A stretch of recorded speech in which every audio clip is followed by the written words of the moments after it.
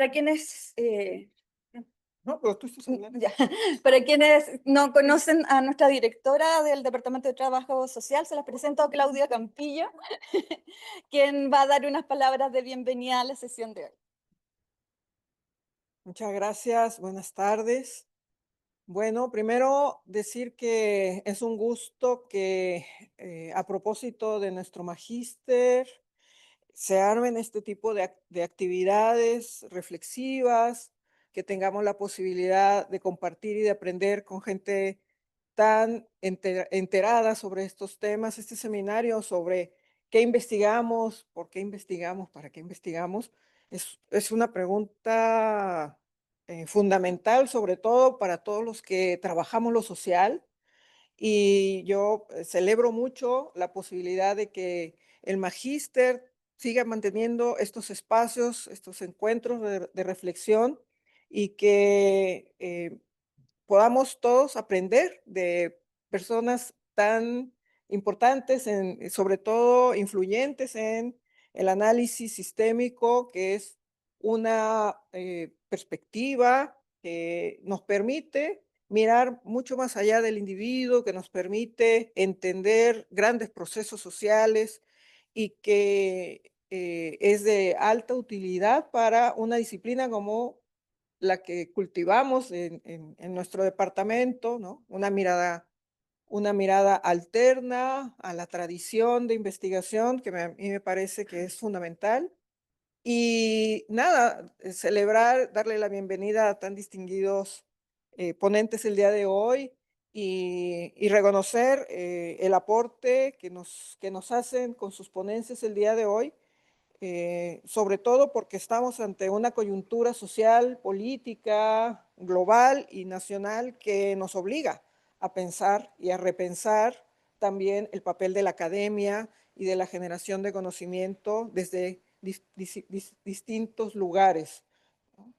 Dejar de mirar y de hacer lo que siempre se ha hecho y buscar alternativas para construir nuevas formas de acercarnos a la realidad, de entenderla, para transformarla, me parece que es un gran aporte y celebro mucho, les doy a todos la bienvenida como Departamento de Trabajo Social. Además, decir que seguiremos impulsando este tipo de actividades y que esperamos que ustedes que están aquí asistiendo el día de hoy se vayan también con muchas preguntas, muchas reflexiones, porque de eso se trata estar en espacios como estos. Así que muy bienvenidos todos, profesores. eh, Mascareño, Miranda, muy bienvenido, profesor Hugo, Gaby. Muchas gracias por la organización de este seminario. Y ya no voy a decir más para darle paso a los que sí saben de estas cosas. Gracias, Claudia. Muchas gracias.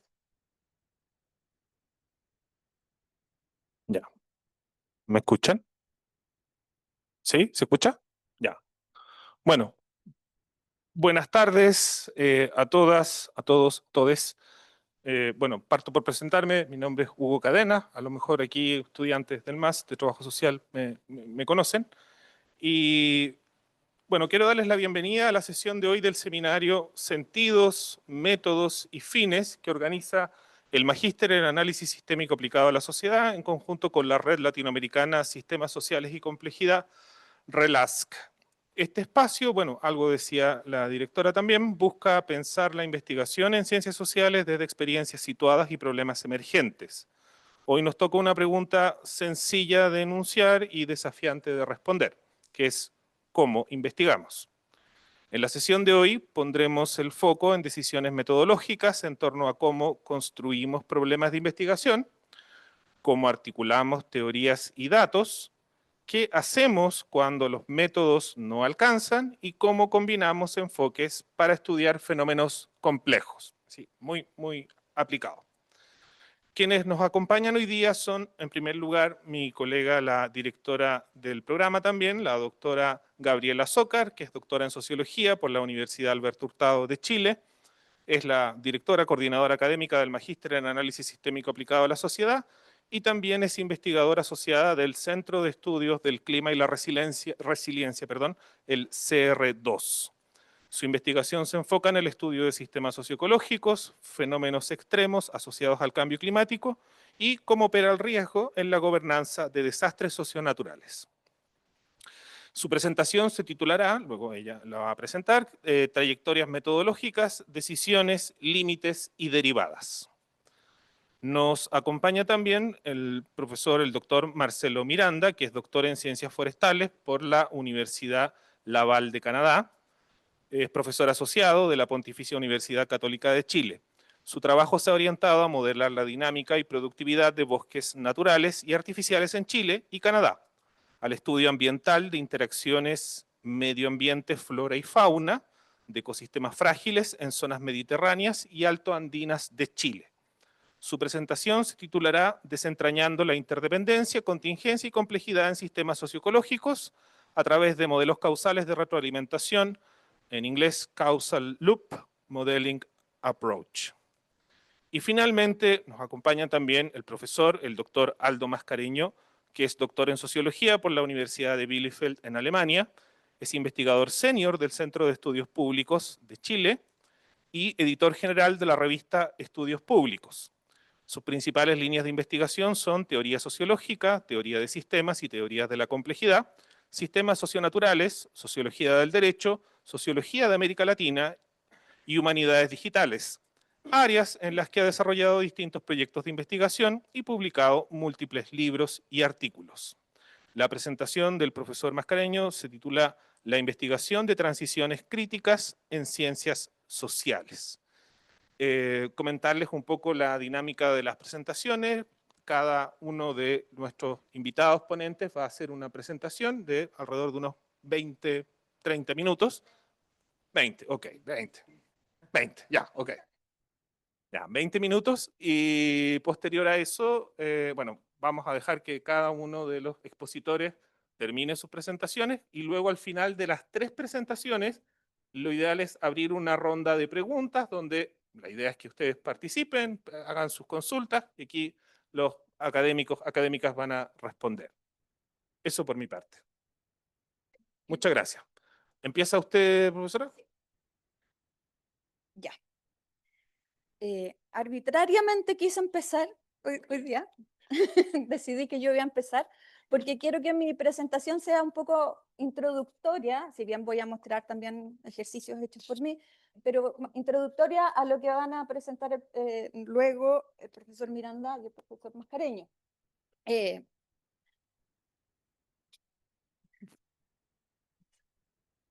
Gracias. Ya.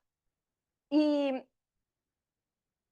para que tengan como una idea más general también de justamente lo que vamos a ver en torno a esta pregunta de cómo investigamos y cómo lo abordamos la investigación desde la metodología, ¿no? Para que tengamos una idea sobre cómo utilizamos los modelos, ¿no? Las modelaciones como metodologías de trabajo, ¿ya? Por eso también, y quiero hacer un recorrido un poco sobre cómo en el fondo yo he ido descubriendo estas metodologías de trabajo y reflexionando sobre los límites que tienen y las preguntas que uno puede formularse a partir de los resultados que generan, ¿ya? Pensaba que cuando decimos cómo investigamos, la mayor parte de las personas piensan que uno va a dar una receta, ¿no? Metodológica sobre cómo hacemos las cosas, ¿no? Que es una receta que hay que seguir, un paso a paso que hay que seguir. Varios de ustedes que han tenido clases conmigo sabrán que, dado que, no a mi gusto, pero mucha gente me denomina metodóloga por el hecho de trabajar con metodologías de investigación, yo en mi trayectoria he descubierto que ser metodóloga en las ciencias sociales es ser como la terapeuta de las ciencias sociales, porque a tu escritorio llegan siempre personas con problemas que buscan soluciones, que buscan una receta o una orientación donde uno les diga cómo tienen que resolver el problema metodológico que están abordando.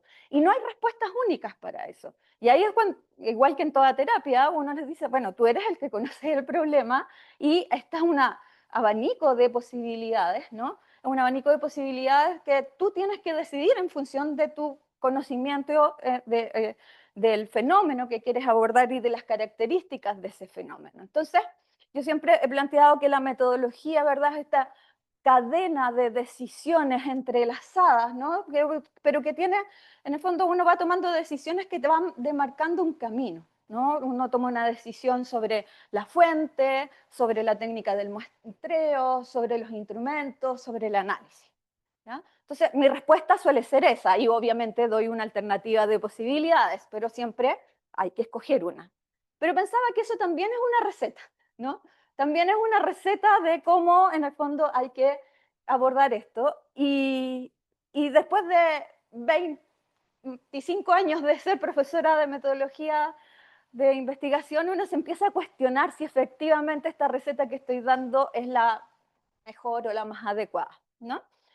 Entonces, derivo a los consejos, ¿no? Me voy a los consejos que doy. Digo, no escojas la metodología porque te interesa aprenderla, ¿no? O sea, lo que manda es el fenómeno. Uno tiene que buscar la metodología, el método, la técnica que se adecua a las características del fenómeno, ¿no?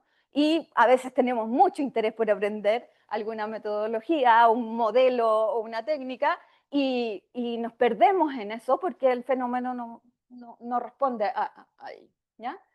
Busca sistémicamente la fuente que tenga la comunicación que tú estás analizando. O sea, ahí no confundir información con comunicación.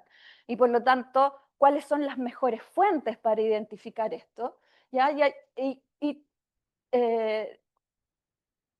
¿Cuáles son las mejores fuentes para identificar esto? Generalmente, en mis últimos años me he dado cuenta que son las fuentes secundarias, ¿no? Donde ahí justamente se condensa esa comunicación que emiten los sistemas, ¿no? Y por lo tanto uno tiene que entrevistar al sistema, y si quiere recurrir a una entrevista o una encuesta, ¿verdad?, a individuos, el desafío es mucho mayor, porque si uno quiere saber sobre el sistema, tiene que aprender a hacer preguntas que te permitan que las personas respondan sobre el sistema y no sobre sus opiniones o sobre su propia subjetividad dentro de ese sistema, ¿ya? Y la última pregunta, o sea, la última recomendación es no te quedes en tu zona de confort. ¿Por qué? Porque como aprendemos bien una técnica y nos funcionó la primera vez, es súper fácil querer volver a aplicarla, ¿ya? Y cuando hacemos investigación y cuando queremos hacer una línea de investigación, es quedarnos en la zona de confort, es lo peor que nos podemos hacer, ¿ya? Tenemos que justamente también investigar la metodología, ¿ya? Entonces, hay decisiones, ¿no? Ya, volviendo a lo que inicialmente dice, hay decisiones que tenemos que ir tomando que nos sacan de nuestra zona de confort, que nos llevan a buscar la comunicación del sistema, que nos llevan, ¿verdad?, a hacerle preguntas a este sistema. Y ahí, bueno, en relación con mis investigaciones, todos saben, transmito mucho con esto, sobre incendios forestales, ¿no? Doy muchos ejemplos de esto en mis clases.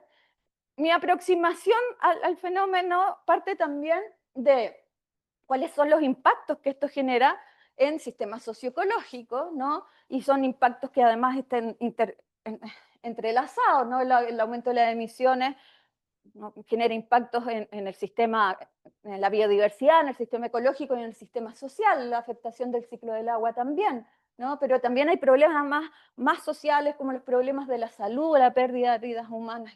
Entonces, cuando abordo el tema de este fenómeno, una de las cosas que primero encuentro en relación a la explicación de por qué se producen incendios forestales que causan todos estos impactos socioecológicos es que el 99% de las personas somos responsables, o sea, perdón, dentro de las causas, el 99% son causas asociadas a la acción humana, son causas antropogénicas, ¿no? Y eso parece una reducción así de complejidad tan grande, ¿no?, tan grande que digo, uno dice, bueno, entonces ¿para qué voy a seguir estudiando esto si ya sabemos? Entonces intervengamos, intervengamos el problema desde ahí. Y no, pues, las cosas obviamente son mucho más complejas y no son tan simples. Y es por ello que empiezo a identificar el conjunto de dimensiones, digamos, y de áreas y de variables asociadas a este problema, ¿ya? Los factores climáticos, topográficos, el uso del suelo, que es una variable, hay variables muy importantes ahí en relación a los incendios forestales, y por supuesto la acción humana, ¿ya? O sea, no es solo la acción humana la que está detrás de esto, son una multiplicidad de factores, ¿verdad?, que están interconectados y que además son contextuales, porque muchos de estos factores tienen distintas manifestaciones climáticas según el territorio, según la topografía de los lugares. Entonces, también uno puede encontrar combinaciones de estas variables en distintos tipos de combinaciones de estas variables. Entonces, ¿cómo uno aborda un problema de esta magnitud, ¿no? De esta magnitud de complejidad, de esta cantidad de dimensiones y de información, ¿no? O de distinta naturaleza, de variables de distintas naturalezas, ¿ya? Y ahí es como llego a las modelaciones, ¿ya? El mundo de la modelación es un mundo gigante, ¿no? No hay un solo tipo de modelos. Hay modelos matemáticos que se basan en algoritmos, hay modelos de grafos, ¿no? Hay modelos que se basan en el comportamiento de agentes, en matrices reticulares de comportamiento, o hay modelos estadísticos que son los que más conocemos en las ciencias sociales, ¿no? Y que nos ofrecen esta oportunidad de, ¿verdad?, trabajar con múltiples variables, ¿ya? Y yo estaba acostumbrada a los modelos estadísticos, pero me estaba contradiciendo a mí misma, porque los modelos estadísticos abordan mucha información que puede ser subjetiva, ¿ya? Entonces, por el hecho de que se aplican a encuestas, ¿no? Entonces, de ahí encuentro una modelación dentro de la familia de los Machine Learning, ¿no?, que se aplica en este tipo de campos y que me permite combinar todas estas variables, ¿ya? Entonces, a lo que llego, con un equipo de investigación, por supuesto, donde está Paz Orellana, que participó, que está acá presente, ¿verdad? Llegamos a una modelación, y miren qué interesante, que nos permite identificar, ¿no?, cuáles son las variables que tienen más peso en la ignición de los incendios forestales, ¿no? ¿Cuáles son las variables que en el territorio que yo estoy estudiando, que en este caso era el Maule, en la región del Maule, cuáles son las variables que tienen más peso, en el fondo, en esa interacción particular que se da entre estas variables, ¿no?, cuáles son las que tienen mayor importancia, y cómo ese conjunto de variables entrelazadas me permite identificar, o sea, hacer un modelo de ignición, ¿ya?, que yo lo puedo comparar con la ignición real. Los Machine Learning son modelaciones que se van alimentando de datos, los alimentamos de datos pasados, ¿ya?, y generan múltiples modelos alternativos, ¿ya?, donde al final, para decirlo en simple, uno llega a una solución que integra todos esos modelos, que de alguna manera los promedia, se busca la solución más efectiva, ¿no?, a partir de la información que aprendió, ¿verdad?, a partir de todos esos modelos. Y uno compara ese resultado con los datos reales. Y nos vemos que hay un alto ajuste, ¿no?, en ello. Entonces, la modelación en ese sentido nos abre una oportunidad de abordar la complejidad de fenómenos sociales, ¿verdad?, integrando información entremezclada. Los puntos, los colores de abajo son ¿cómo que se llama? ¿Cómo era esto? Espérate. Ya, no, los puntos son los lugares donde hubo incendios forestales, y los colores rojos que están por debajo es la modelación, ¿ya? Entonces te fijas que la mayor parte de puntos están en zonas que están también marcadas como rojas, ¿ya? Ya, entonces de ahí entro a trabajar con esto. Y ahora uno dice, pero ¿cómo voy a aprender a modelar, ¿no? O sea, esta herramienta es maravillosa, pero ¿cómo voy a aprender a modelar, ¿no? Bueno, no hay que aprender a modelar necesariamente, hay que entender la lógica de la modelación. Yo tengo ahí como una ventaja porque conozco los modelos estadísticos y hay lenguajes que son parecidos, ¿no? Pero en el fondo la interdisciplina es la que también nos permite llegar a trabajar con estas metodologías, ¿no? ¿Cómo investigo? También nos tiene que hacer pensar con quién investigo, ¿no? O con qué otras disciplinas, con qué otras metodologías investigo. Uno tiene que ser suficientemente honesto de que desde sus propias perspectivas y capacidades no es capaz de abordar en profundidad un fenómeno tan complejo como este, y la interdisciplina es la que nos lleva a ello. Entonces, acá detrás de de modelación, la modelación la programó una ingeniera industrial, creo que es. Todas las, ¿cómo que se llama? La construcción del modelo, por supuesto, la hicimos entre nosotras. Hay geógrafas que trabajaron detrás de, ¿verdad? De la captura de los mapas digamos, las representaciones de los modelos. Pero hay límites, ¿no? Hay límites que también, y en este sentido, apelo a las preguntas que uno, después de llegar a un resultado como este, digo, bueno, ¿qué me dice este modelo? ¿Ya? ¿Cuáles son las variables que están más asociadas a la ignición? ¿Dónde están esos puntos? ¿Yo dónde puedo predecir, además, que es más probable que en el futuro se vuelva a generar un incendio de este tipo? Porque está este conjunto de variables interactuando ahí. ¿Ya? Entonces, ahí combino un poco la observación, no sé si etnográfica lo que hice, pero fue una observación del territorio, donde justamente coincidían, ¿no? Estas variables que tenían mucho peso, ¿no?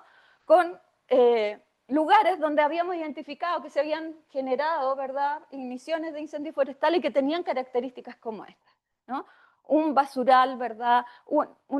Ahí en el fondo es una plantación forestal que todavía está en proceso de crecimiento, pero es de uso de suelo amplio, digamos, en la foto no se ve, pero es muy grande. Esto está cerca de un camino que está cerca de un poblado, ¿ya? Entonces, las preguntas que emergen acá es, bueno, ¿cómo se ve este punto? ¿No? ¿Qué me dice esa observación del punto? Pero además, ¿cómo yo lo combino esto con lo que me dicen también entrevistados sobre los lugares y expertos sobre los lugares donde se generó el incendio, donde vieron fuego, donde ¿cómo se llama?, detectaron la ignición y donde por lo tanto tuvieron que actuar frente a esto y responder frente a esto? Entonces, ahí en el fondo vamos combinando también y avanzando en esta trayectoria metodológica hacia digamos, un aprendizaje de la metodología en sí también, develando los límites, a partir de los límites de la metodología, identificando otras preguntas que nos podemos ir formulando, ¿ya?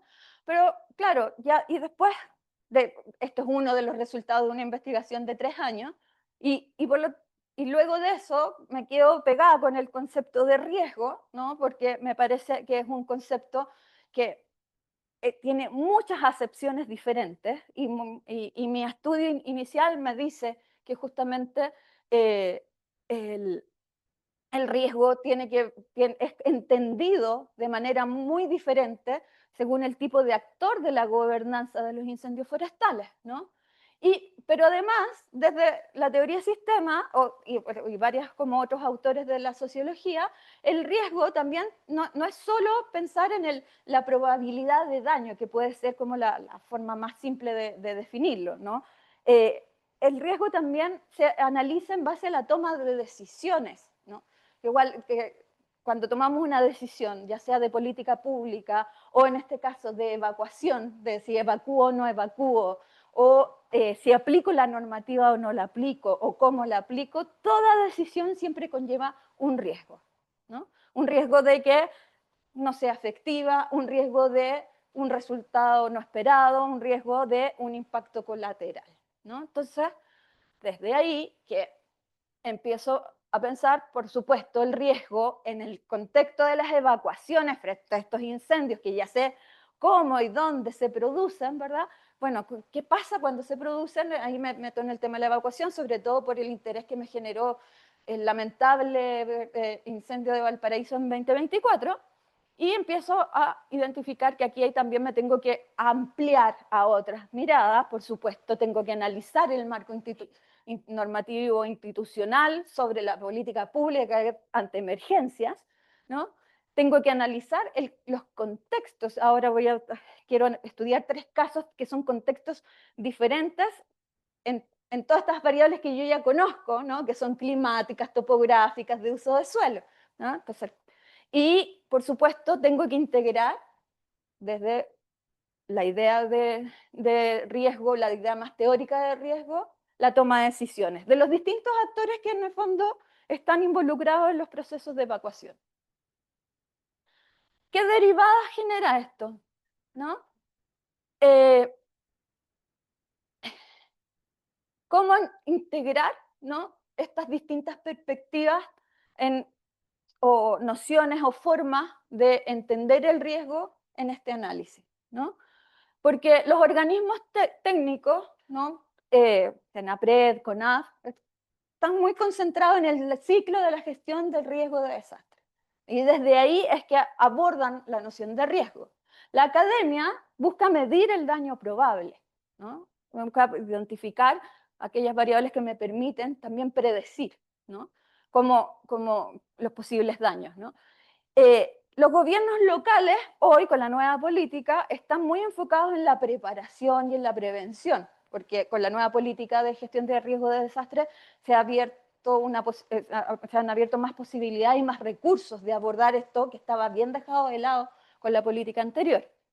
Pero además las comunidades, ¿ya?, las comunidades abordan el riesgo pensando en las personas que no se han visto directamente damnificadas, dañadas o gravemente, digamos, afectadas por un incendio forestal, aquellas que vivieron una situación, digamos, caótica y altamente como dañina a partir de un incendio forestal, pero que no tuvieron pérdidas, operan el riesgo desde el miedo. Y el miedo los lleva a olvidar, ¿no? El miedo genera olvido. ¿Por qué? Porque no quiero recordar esa experiencia, ¿no? No quiero hablar de ello y no quiero pensar que va a volver a ocurrir. Entonces, las derivadas que tengo que integrar, ¿verdad? El camino que tengo que integrar y que tengo que profundizar también en esto, implica buscar metodologías que incorporen todas estas decisiones, ¿ya? Todas estas miradas del riesgo y cómo estas miradas del riesgo influyen en la toma de decisiones sobre cómo aplicar la política, sobre cómo preparar a las comunidades, sobre cómo estudiar y medir el riesgo, sobre cómo, ¿verdad?, actúan las personas en torno a él, muchas veces tratando de no actuar, ¿no?, por la noción de olvido, ¿ya? Y ahora, entonces, ¿qué hago? Como se me complejizó aún más el problema, ¿no? Justamente estoy tratando de identificar, ¿no?, cuáles son las modelaciones que existen, y ahí para que vean estas son las que he encontrado, son dentro de cada categoría hay muchas, ¿no? O sea, hay una cantidad enorme que existen en torno a evacuaciones, ¿no? Y están los modelos geoespaciales que buscan estudiar, por supuesto, la topografía, geografía, para identificar caminos y flujos de movimiento, ¿verdad?, en situaciones de evacuación, todo en torno a incendios de interfaz urbano-forestal. Están los modelos de aprendizaje automático que integran información, digamos, del pasado, histórica, ¿verdad?, y que permiten generar también predicciones a partir de variables meteorológicas, sociales, conductuales, temporales. Están los modelos estadísticos de regresión, que no los voy a usar, porque son los más criticados por la simplicidad de los resultados, ¿ya? Son los menos utilizados. Y están los modelos basados en agentes, ¿no?, que también tratan de simular, ¿no?, escenarios de riesgo donde se le entrega información, digamos, a esta simulación para decir en tal contexto, según las características de cada agente, qué decisión tomaría y hacia dónde se movería y por qué tomaría esa decisión, ¿no? Y están los modelos integrados o híbridos que que en el fondo lo que hacen es trabajar con resultados de estas modelaciones previas, ¿ya? Y estos modelos nos permiten, por lo tanto, dar soluciones más complejas que incluso las propias modelaciones originales, ¿ya? Bueno, mi expectativa es lograr un modelo integrado híbrido, pero que además incorpore con mayor, o sea, que incorpore, que visibilice la toma de decisiones, ¿ya? Como una variable relevante en esto, porque acá tenemos algunas variables conductuales de percepción, pero no hay nada desde una mirada más sociológica, ¿no? Y de pensar sociológicamente, pensar el fenómeno desde una dimensión sociológica, es poco lo que he encontrado, y ese es mi desafío actual, ¿no? O sea, avanzar hacia una modelación híbrida o integrada que me permita, ¿no? Que me permita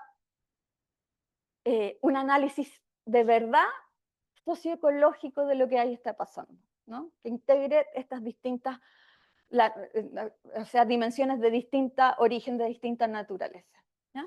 Entonces, así es como investigamos, ¿no?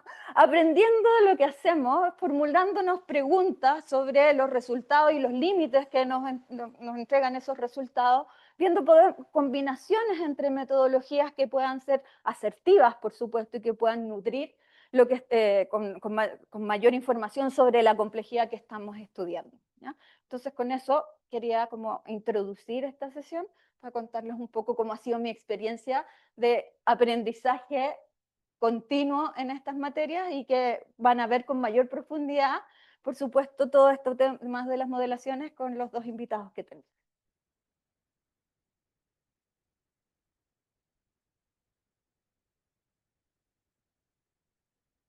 Bien, gracias, profesora. Le damos la palabra a Sí. Marcelo, para que te escuchen.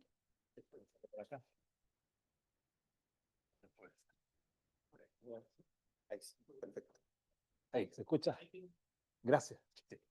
Bueno, primero que nada, las gracias por la invitación. Yo tuve la suerte de conocer a Gabriela acá en la Faxo el año 2023, cuando hice mi sabático. Trabajo en la Universidad Católica y pedí un sabático y me lo dieron.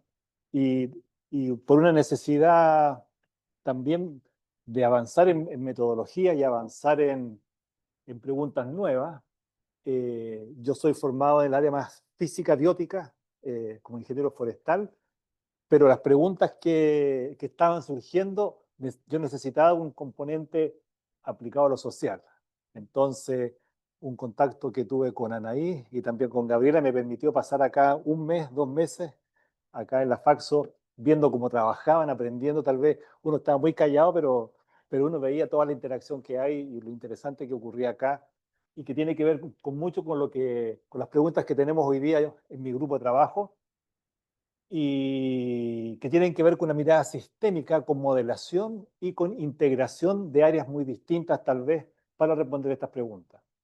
No solamente podemos ocupar aspectos relacionados, por ejemplo, en mi caso, con sensores remotos, satelitales, en lo que trabajo mucho yo, aspectos físicos, en la modelación, en la predicción de, por ejemplo, de lugares de riesgo o impacto del cambio climático, sino que hay que integrar los aspectos sociales, ¿cierto? Y hay modelos nuevos que permiten integraciones más complejas que las que hacíamos antes, como la estadística tradicional, ¿cierto? Paramétrica, no paramétrica, y ahora, bueno, todo lo que hable en Machine Learning como posibilidad. Pero para poder hacer una predicción, una modelación, también surge como importante partir de una base más concreta, y tiene que ver que es con lo que nosotros observamos cuando estamos haciendo investigación.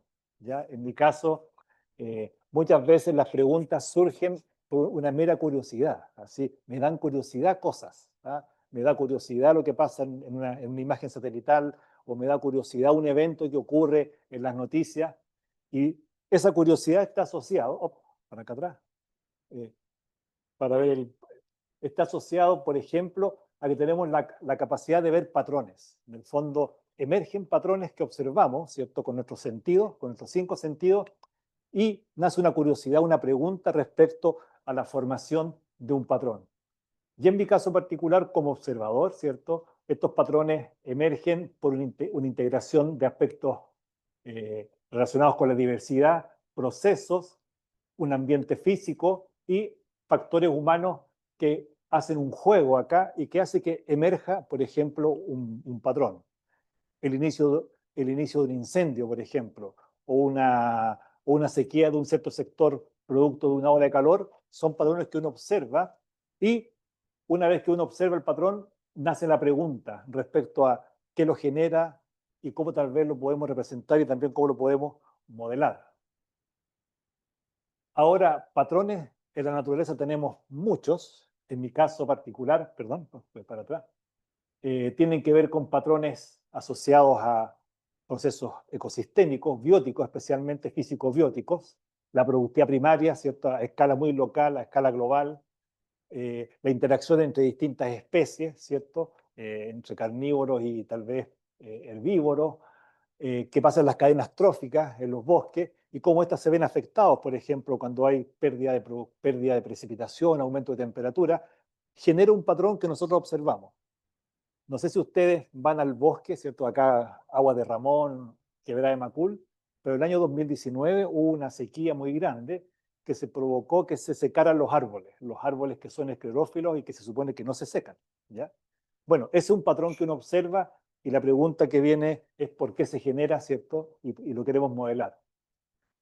Tenemos patrones en procesos bióticos, patrones sociales, patrones acá otros sociales, ¿cierto? Tanto en el espacio geográfico como en el espacio tal vez virtual, pero son patrones que emergen, ¿ya? Y lo interesante es saber qué lo están generando, ¿ya? ¿Por qué emerge ese patrón? ¿Cuáles son las variables que están afectando, ¿cierto?, la emergencia de cierto proceso, ¿ya?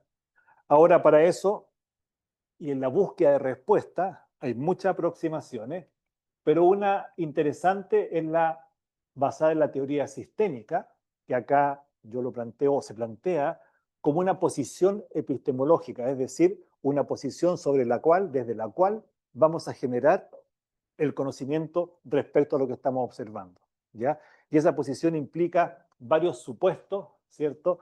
Por ejemplo, buscamos responder la pregunta sobre cuál es la causa de alguno de estos patrones, un origen, cuál es la organización que subyace para que se produzca un patrón, por ejemplo, o también cuál es la trayectoria que va a tener hacia el futuro. ¿Ya? Cuando veo, por ejemplo, que se secan árboles, ¿cierto? La pregunta es, ¿se van a recuperar? ¿Va a haber regeneración? ¿Qué impacto va a tener en el agua? ¿Qué impacto va a tener, por ejemplo, en las otras especies? Entonces, tienen que ver qué es lo que subyace abajo. También desde la teoría del sistema y cuando vemos estos patrones, es interesante reconocer en su generación si existen, por ejemplo, si hay entidades que yo pueda reconocer que están interactuando presente, ¿ya? Es decir, tengo una lista tal vez de entidades que después podemos llamar elementos, los podemos medir, ¿cierto? Ahora, la interacción entre ellos está generando el patrón o es causante de este patrón, por ejemplo. También esta posición epistemológica sistémica asume la posibilidad de que, por ejemplo, hayan cosas que estén ocurriendo a distintas escalas. Algo global, como el cambio climático, se expresa tal vez a nivel local en una comunidad que se encuentra en un fondo de quebrada con ciertas condiciones y depende del agua y que está ahí y es producto de los últimos 100 años, por ejemplo, de evolución, de sucesión en el tiempo, ¿ya? La pregunta de la escala, esto que estoy observando, este patrón, ¿lo puedo observar a esta escala o hay otras escalas en la cual está ocurriendo o tal vez hay procesos a otras escalas que están generando su presencia? Bueno, hay niveles, ¿cierto? Y otra cosa importante que esta visión intenta determinar el rol del observador, ¿ya? Gabriela dijo algo muy importante, en los modelos hay una selección de variables, pero ahí tenemos un sesgo como observadores frente a la observación de lo que estamos observando, ¿ya? Y ahí tal vez esta mirada sistémica nos ayuda, especialmente en lo que llamamos cibernética de segundo orden, donde nos cuestionamos sobre la posición que tienen los observadores y los sesgos que tienen al querer generar, por ejemplo, nueva información o explicaciones respecto a ciertos patrones. Ahora, A mí me dijeron 5 slides, va a ser corta mi presentación. Ah, sí, no, pero que uno podría hablar como 10 horas, entonces sin problema, pero la cosa es ser acotado. Acá yo traje 2 ejemplos y un poco es lo que estamos haciendo hoy día. Nosotros estamos trabajando con algunos fenómenos que ya no son solamente fenómenos físicos o fenómenos bióticos, por ejemplo, ecosistémicos solamente, o muy físicos como procesos biogeoquímicos, sino que estamos trabajando con esos fenómenos integrados hasta este momento. Pero ahora a estos procesos le estamos agregando aspectos sociales, ¿ya? Que participan de forma muy fuerte en el sentido de que son capaces de transformar los fenómenos físicos e inclusive biogeoquímicos. Hoy día el antropoceno, ¿cierto? Hay un debate si estamos o no estamos en el antropoceno y se busca en las capas de la Tierra, ¿cierto? Si hay trazas de elementos que han sido transformados por el ser humano. Parece que el plástico va por ahí como un elemento interesante que ya está llegando a un nivel de transformación que es global. Ahora, para poder trabajar a esa escala con esos tipos distintos, la teoría de sistemas, ¿cierto? Y la modelación sistémica especialmente, donde reconocemos ciertas entidades con ciertas características y sobre todo reconocemos que las interacciones juegan un rol fundamental en la generación de patrones. Y podemos generar esto que se llama sistemas. Por ejemplo, acá tenemos, este es un paper que lo tenemos ahí listo para salir, ¿cierto? Está una premisa. Mis colegas me van a retar si ven estas slides, ¿cierto? Pero lo interesante acá es que nos preguntamos, por ejemplo, para Chiloé, este es un proyecto en Chiloé, donde se evaluó la vulnerabilidad al cambio climático de comunidades rurales de Chiloé. Hubo variables físicas, bióticas y sociales, pero cuando se quiso evaluar la vulnerabilidad en una función matemática, no se tenía una visión de cuáles eran las interacciones que estaban en juego y lo que generaba la vulnerabilidad. Y en ese aspecto lo que se planteó acá, primero que nada, este es el producto que le llamamos un modelo, ¿cierto? Un modelo sistémico, donde reconocemos las interacciones, tratamos de entender las interacciones que finalmente producen como efecto que en un punto sur o en un punto norte, como patrón, emerja un nivel de vulnerabilidad A, B o C, alto, medio o bajo, ¿ya? Lo interesante es que este modelo que está acá se ve bien complejo, es producto de una discusión, la gente se junta, generamos las interacciones, pero permite muchas cosas. Permite, por ejemplo, identificar ciertos elementos que son claves en la generación de la vulnerabilidad. Por ejemplo, permite identificar que hay ciertos loops que son de refuerzo, que ayudan a que el sistema en el fondo sea vulnerable, pero por otro lado hay unos loops de control que generan en el fondo que este sistema se vaya a la vulnerabilidad y que esperamos que haya un balance, ¿cierto? En este caso no hay un balance, es más negativo, ¿ya? Sí, este heurístico, claro, claro. Ahora, es una construcción que se hace en base a antecedentes y después, y aquí viene lo interesante más adelante, bueno, hay toda una metodología y acá lo que nosotros hemos hecho, un poco producto de lo que también trabajo aquí bastante tiempo, una formalización de construcción de modelos, ya que es bien interesante que va desde la pregunta que uno se hace o el patrón que uno quiere observar, pasa por el reconocimiento cuáles son las entidades. Cuando yo trabajaba en modelos sistémicos más a nivel ecosistémica, son entidades físicas bióticas. Pero cuando agregamos lo social, ya son entidades, por ejemplo, que inclusive pueden ser bastante abstractas, como cambio climático, como una institución, por ejemplo, que ya no son tan cuantificables desde un punto de vista de variables de estado o de variables de procesos que incluyen el tiempo. Entonces, se va complejizando, pero eso es lo interesante. Después, bueno, viene una construcción de modelos acá, donde tratamos de reconocer ciertas cosas claves en este y también, bueno, una interpretación y una validación. ¿Qué es lo interesante? Que siempre se parte, y yo creo que acá lo que trabajan más con modelos sistémicos, ¿cierto? Todos los sistemas socioecológicos son complejos, ¿cierto? Decimos que son complejos, pero no hemos medido esa complejidad de alguna manera. ¿Ah? Son realmente complejos, ¿cierto? Hay una definición de complejidad. ¿Qué es lo que hemos observado últimamente? Que cuando nosotros construimos o modelamos un sistema complejo, dado ciertas métricas, no es complejo. No son complejos. Entonces ahí también hay un cuestionamiento a la modelación y a la observación, que es bien interesante. Nosotros pensamos que la naturaleza en sí es compleja por el nivel de interacciones que tiene, pero cuando la representamos, cuando la modelamos y cuantificamos esa complejidad de alguna manera con alguna métrica, un índice de Shannon u otra cosa, nos da que no es tan complejo. Entonces ahí viene un cuestionamiento a los observadores que es bien interesante de discutir. Este es un ejemplo, y acá tengo otro ejemplo que es bien interesante, por ejemplo, bosque esclerófilo después de un evento de lluvia. Entonces lo que modelamos acá era qué pasa en ese bosque cuando vemos el patrón de absorción del agua después de una lluvia, ¿cierto? ¿Cómo ocurre eso? En círculos podemos ver procesos ecosistémicos y en texto solamente ciertos elementos, la cuantificación, ¿cierto? Acá la integración de lo que está pasando. Y nos permite después esto irnos, por ejemplo, ya ocupando otro nivel de modelación más numérico como la teoría de grafo, a poder cuantificar de forma más empírica qué pasa con las conexiones que nosotros mismos hemos representado o reconocido. Esta cuantificación es interesante, ¿por qué? Porque nos permite concluir cosas como que hay ciertos elementos o procesos que son tremendamente relevantes. En el caso anterior de la modelación de acá de Chiloé, el agua es un elemento en distintos niveles del sistema que se modeló que es tan clave que hace que todo pasa por el agua. Ese modelo se construyó en base a las conversaciones con la gente en terreno y cómo ellos percibían su vulnerabilidad. Y entonces uno dice, un sistema socioecológico es complejo, pero cuando la gente lo percibe o cuando lo modelamos, nos da que depende de 2 o 3 elementos claves y eso va en contra de la complejidad. ¿Ah? ¿Qué esperaría uno que fuera complejo? Que hubiese muchas interacciones, cosa que si ocurre algo en un lado del modelo, este modelo pueda seguir funcionando con loop de retroalimentación o soporte o de balance en otro lado.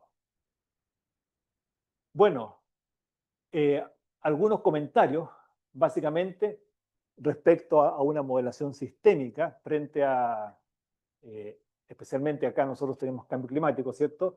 Que la causalidad de la organización, temas respecto a poder visualizar la causalidad y la organización y el funcionamiento. Es decir, cuando observamos un patrón, una modelación sistémica, nos permite de alguna manera reconocer qué está pasando, qué lo genera, ¿cierto? Cómo se organiza y cómo funciona a través del tiempo.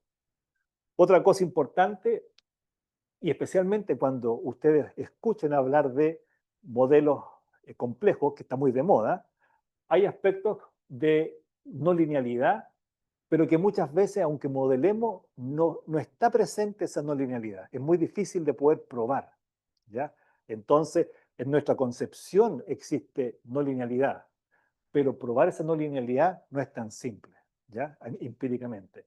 Y también otra cosa importante que ya hemos discutido con los colegas, que modelamos sistemas complejos, ¿cierto? Que pensamos o definimos de un punto de vista del lenguaje como complejos, pero cuando los construimos nos da que no son complejos y son simples y amarrados a distintos elementos específicos. Bueno, por ejemplo, acá una definición de sistema complejo. Un sistema complejo es una organización de componentes interdependientes cuyas relaciones no lineales, bucles de retroalimentación y capacidad adaptativa generan patrones emergentes, haciendo que el comportamiento del sistema sea irreductible a la suma de sus partes. Modelarlo y cuantificarlo es muy difícil, es complejo, ¿cierto? Pero lo que está pasando hoy día es que tal vez en la concepción, en la construcción intelectual podemos hablar de complejidad, pero cuando queremos modelar esa complejidad todavía estamos a una distancia bastante grande, ¿ya? Al menos en los sistemas socioecológicos que hemos trabajado y ecosistémicos, ¿ah? Que estamos simplificando demasiado todavía. Bueno, esa es mi presentación. Gracias. Ah.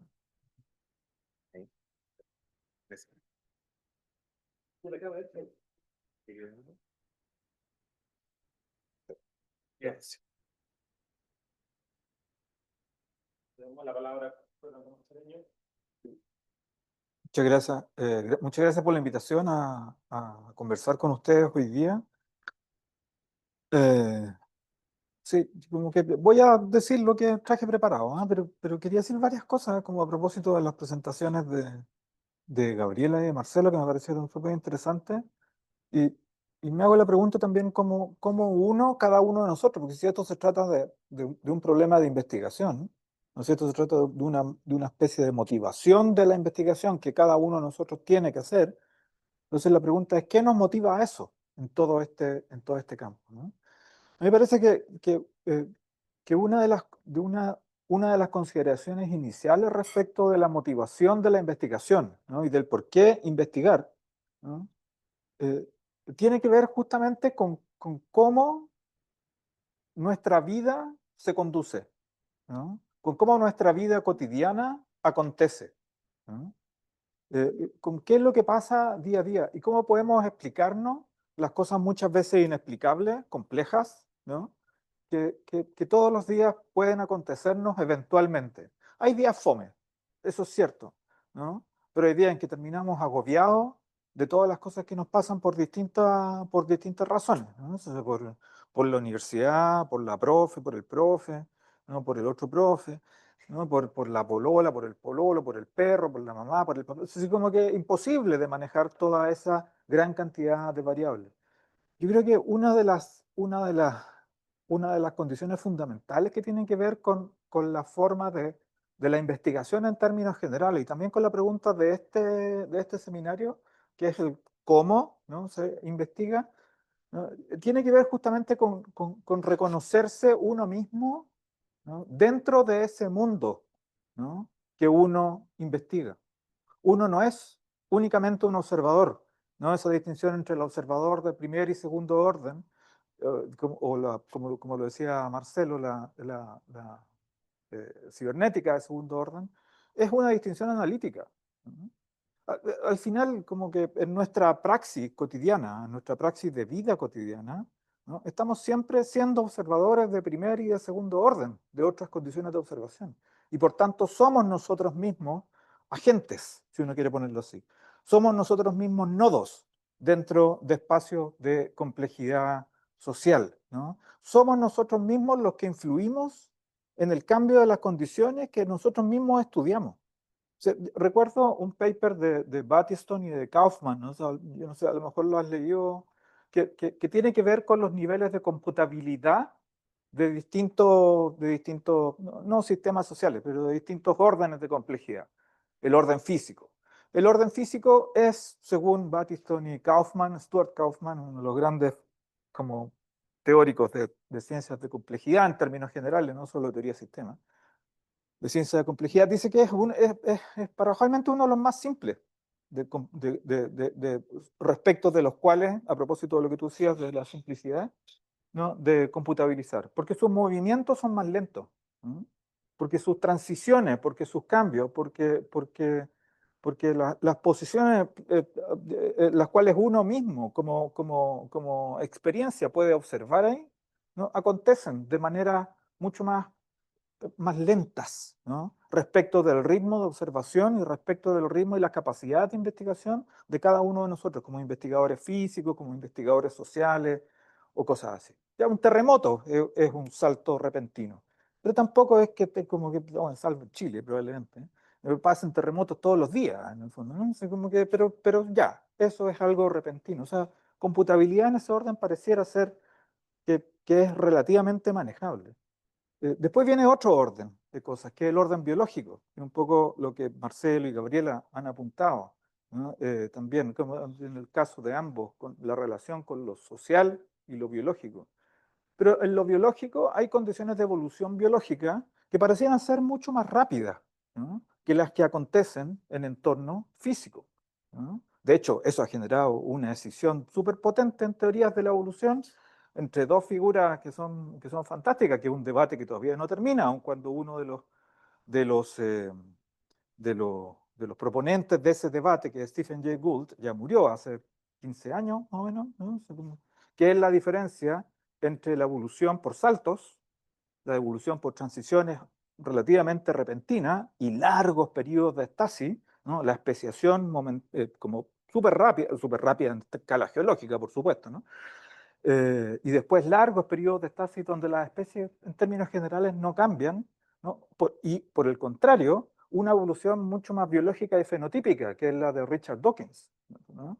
Donde las especies están cambiando cada día y están cambiando porque nosotros nos quemamos la piel, están cambiando porque vamos a la playa, están cambiando porque no nos ponemos factor 50, ¿no? Están cambiando todas esas condiciones de evolución que influyen en la forma en que nuestro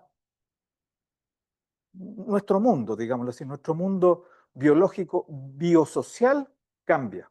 Entonces, de alguna manera, ese nivel ya es mucho menos computable, es mucho menos reductible, ¿no? En términos computacionales, en términos de los modelos que Gabriela y Marcelo les ha mostrado y que son también los que yo de alguna manera he aplicado. Pero hay otro nivel, ¿no? Hay otro nivel, que es como ya se imaginan, el nivel nuestro. El nivel, dicen Battiston y Kaufman, el nivel humano, ¿no? El nivel del sentience, lo llaman ellos, ¿no? Sentience es una palabra rara, ¿no? Así como que quizás como lo equivalente al humaniano pudiese ser sentido, ¿no? Pero sentience en un sentido como más transliteral pudiese ser como la capacidad de sensibilidad, quizás esa que tenemos todos, cada uno de nosotros, los seres humanos, ¿no? Cuando nosotros reconocemos que ese orden social, ¿no? Tiene una capacidad de sensibilidad, porque está integrado por nosotros que tenemos esa capacidad de sensibilidad y que la interactuamos entre cada uno de nosotros, esa capacidad de sensibilidad todos los días, aunque seamos unos cara de palo, digamos, estamos enactuando sensibilidad, ¿no? O sea, en esos momentos estamos creando las condiciones complejas en las cuales nosotros mismos nos vamos a ver involucrados permanentemente. O sea, estamos cambiando las reglas del mundo que tenemos que investigar, ¿no? A eso apunta esta idea de estar permanentemente, de ser un observador, ¿no? Permanentemente de aquellas cosas que están. Entonces, ese nivel, el nivel humano ya, es un nivel absolutamente incomputable, ¿no? Y un nivel absolutamente complejo, ¿no? Es cierto que como decía Marcelo, en ciertos espacios locales y probablemente por problemas más de capacidades computacionales en las instituciones nuestras, ¿eh? En el fondo, ¿no? Como que no podemos captar la complejidad de esos fenómenos, pero si ampliamos la escala siempre, ¿no? Aparecen relaciones que ya no pueden ser reductibles, como bien decía la definición de complejidad de Marcelo. Es decir, ese nivel ya es un nivel complejo por excelencia y un nivel del cual nosotros no podemos salirnos, ¿no? O sea, lo podemos ver de esa manera, ¿no? Porque cada uno de nosotros genera sentience, genera sensibilidad en las propias condiciones en las cuales nosotros queremos y estamos motivados a investigar, ¿no? Y cada uno de ustedes podrá saber qué es lo que los motiva realmente a investigar, ¿no? O por otro lado, podemos interpretarlo en los términos que a lo mejor ustedes manejan también, ¿no? De estar capturados en la comunicación de la sociedad, en el fondo, ¿no? Y no poder salir de ese entorno o tener que hacer esfuerzo supremo por poder tener una observación de segundo orden relativamente limpia de ciertos sesgos o de ciertas cosas por el estilo, ¿no? Ese tercer nivel es complejo siempre, ¿no? Porque cambian las condiciones, ¿no? Y es complejo todos los días, además. Estamos metidos en ese tráfago, ¿no? Cada uno de nosotros todos los días. Entonces salirse de eso, ¿no? Y decir como y volver a las categorías como antiguas de que existe un objeto de investigación, un sujeto que investiga, un instrumento, es tan anticuado como creer que la comunicación, ¿no? Es un emisor, un canal y un receptor, ¿no? Entonces como que ya no, ¿no? La forma de la investigación, la motivación de la investigación es en sí misma compleja. Y por tanto, ¿no? Cuando uno, y esto puede ser extremar un poco el argumento, ¿no? Quizás decirlo así, pero cuando uno investiga algo, entre comillas algo, uno se investiga en muchos sentidos a sí mismo, ¿no? Uno investiga cuáles son las condiciones, ¿no? Por las cuales yo, como observador, ¿no? estoy condicionando la forma de la observación, ¿no? Eso ya en la física cuántica se conocía hace 100 años, ¿no? O sea, nosotros recién como que ahora nos estamos dando cuenta de que algo sí pareciera ser que también es posible, ¿no? Y asumimos siempre la idea de la objetividad y esta diferencia entre los sujetos y el objeto. O sea, yo diría, para concluir esta pequeña introducción, que ya es como la mitad de lo que quería decir. eh, sí, sí, em, no, o sea, la complejidad en la investigación y en la motivación es absolutamente inevitable, ¿no? Y yo creo que cuando uno tiene esa convicción, cuando uno se da cuenta de eso, cuando uno se desprende de la idea del sujeto y el objeto, el cómo investigar, que es la pregunta de este seminario, se transforma en una cuestión fundamental, ¿no? Se transforma en la pregunta correcta. No es qué, ¿no? No es qué investigar. A mí me parece un error pensar la investigación en términos de qué investigar, ¿no? ¿Por qué? A ver, ¿por qué podrían decir que qué es un error? ¿Por qué se les ocurre que hacerse la pregunta, ¿qué investigar es un error? Dale, no. Sí, como que estamos en confianza. ¿Ah?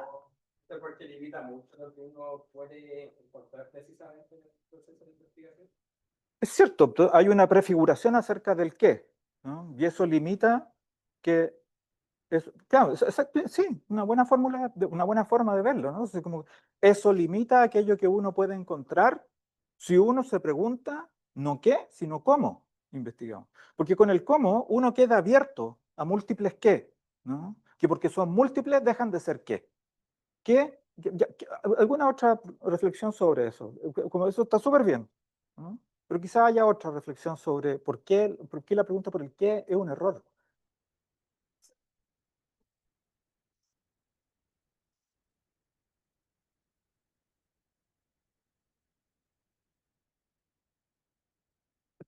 Claro, sí, yo diría que lo que tú dices es lo correcto, ¿no? O sea, cuando uno piensa en qué, ¿no? Uno piensa en una entidad. Uno piensa que el mundo tiene entidades. El mundo tiene entidades que son independientes de la forma en que la evolución se cambia a sí misma, de la forma en que la evolución geológica se transforma a sí misma, de la forma en que la evolución biológica y independientes de la sentience, independientes de la sensibilidad de los seres humanos que transforman el mundo cada vez que lo hacen. O sea, como que nunca hay un qué, si eso ya como que en la filosofía kantiana ya lo sabemos desde hace 4 o 5 siglos, ¿no?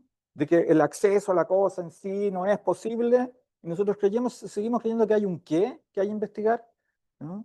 Seguimos creyendo que el incendio es un objeto, ¿no? ¿No? Seguimos creyendo que hay algo así como la resiliencia de la comunidad y que no es un derivado del cómo observamos ese fenómeno, lo que efectivamente emerge y aparece en nuestras investigaciones. Entonces yo diría que ahí, ojo, ¿no? Porque la pregunta correcta en términos el para qué es una pregunta relativa a la orientación de la investigación y a las motivaciones que cada uno puede tener. Y puede ser perfectamente por el conocimiento, puede ser perfectamente para ganar plata, ¿no? Puede ser perfectamente porque, no sé, porque buena onda nomás, ¿no? Entonces, sí, como que las razones son insondables y son las de cada uno de ustedes y las de cada uno de nosotros, ¿no? Pero el cómo es la pregunta correcta, ¿no? Esa es la pregunta. Y una respuesta correcta a ese cómo no hay, porque las alternativas son múltiples, ¿no? Pero yo creo que hay condiciones sí que son fundamentales. Y aquí pudiese pasar como muy pocos minutos al tema que quería entregarle. Llevo como 10 minutos, 15. ¿Ah? Ya. Eh, entonces, porque yo creo que hay una cuestión que es una condición fundamental. En el año 2008, creo que fue, apareció a propósito de todos estos modelos matemáticos que ahora están saliendo, a propósito de la de la IA, del Machine Learning, a propósito del Data Science, y a propósito de toda la complejidad algorítmica, que en ese momento no tenía nada de compleja, en el fondo, ¿no? Que era súper rudimentaria en el año 2008, y que hoy ya uno puede conversar con máquinas, en el fondo, ¿no? Em, Apareció un artículo en la revista Wired. Yo creo que la han leído, la revista Wired. Es una revista famosísima, norteamericana, súper entretenida, que era muy tecnológica, una de las revistas más antiguas tecnológicas, o sea, antiguas, digo yo, 20, 30 años debe tener. Pero yo la leía cuando era joven, me acuerdo. Y era como futurista, porque hablaba de que uno iba a poder hablar con los computadores, que uno iba a poder tener celulares con imágenes y cosas así. Pues es una de las cosas que uno leía en los años 90, que cuando uno andaba con un Nokia a palo que pesaba 4 kilos, ¿no? O sea, como que y ese tipo de cosas aparecían. Y ahí apareció un artículo que gracias, ¿no?, a todo el desarrollo del data science y todas estas cosas que nosotros aplicamos, que Gabriel aplica, que Marcelo aplica, que yo aplico, la teoría ya no iba a ser necesaria. ¿No? ¿No? La investigación teórica no iba a ser necesaria. ¿Por qué no iba a ser necesaria? ¿Por qué creen ustedes que no iba a ser necesaria la investigación teórica? Si ahora teníamos una capacidad increíble de manejo de datos. ¿Por qué les parece que la teorización no es necesaria? ¿Mm? ¿Alguna idea? ¿Por qué no sería necesaria la teoría? Si es que tenemos un gran manejo de cantidades de datos. ¿Sí? ¿No? Recuerdo que la Gabriela dijo algo cuando estaba exponiendo, habló de los modelos estadísticos, ¿no? De los modelos estadísticos y de los modelos algorítmicos. Y los modelos estadísticos son los clásicos, ¿no? Y tú lo formulabas así, ¿no? Son los clásicos, son los que uno aprendió con esos computadores que uno tenía que dar con el disco floppy, metiéndoselo a la cuestión para que funcionaran el SPSS y ese tipo de cosas, que son los que generan una inferencia causal, a partir de datos súper seleccionados, súper limpios, súper procesados, en el fondo, ¿no? Y perfectamente, datos irreales finalmente, ¿no? Porque los datos que la sociedad produce, los datos que la naturaleza, que el orden físico produce, son datos absolutamente sucios, ¿no? Son datos no estructurados, como se les llama en términos técnicos, ¿no? Y lo que producen los algoritmos son correlaciones, ¿no? O sea, todo este desarrollo del Big Data Science, todo este desarrollo de la múltiple cantidad de datos y de información que nosotros producimos porque estamos viendo el teléfono, ¿no? Porque nos están viendo a través de la cámara, ¿no? Porque cuando salimos de acá, como que hay un escáner que cuenta nuestra salida, ¿no? Porque metemos la tarjetita en el metro, la VIP, todo eso es generación de datos, ¿no? De datos que quedan a disposición de todos los algoritmos posibles para Amazon, para Google, para los investigadores, si es que tienen plata para comprarlo. Entonces es como un montón de datos, ¿no?, que ahora están disponibles. Entonces, como ese montón de datos, ¿no?, ahora está disponible, si tenemos las capacidades computacionales para hacerlo, lo que podemos ver son conductas humanas y correlaciones de esas conductas. Podemos correlacionar, en el fondo, ¿no?, determinados fenómenos, determinados patrones, como decía Marcelo, ¿no? Que existen no solo en la naturaleza, sino que por supuesto que existen correlacionar esos patrones y por tanto no tener teoría, ¿no?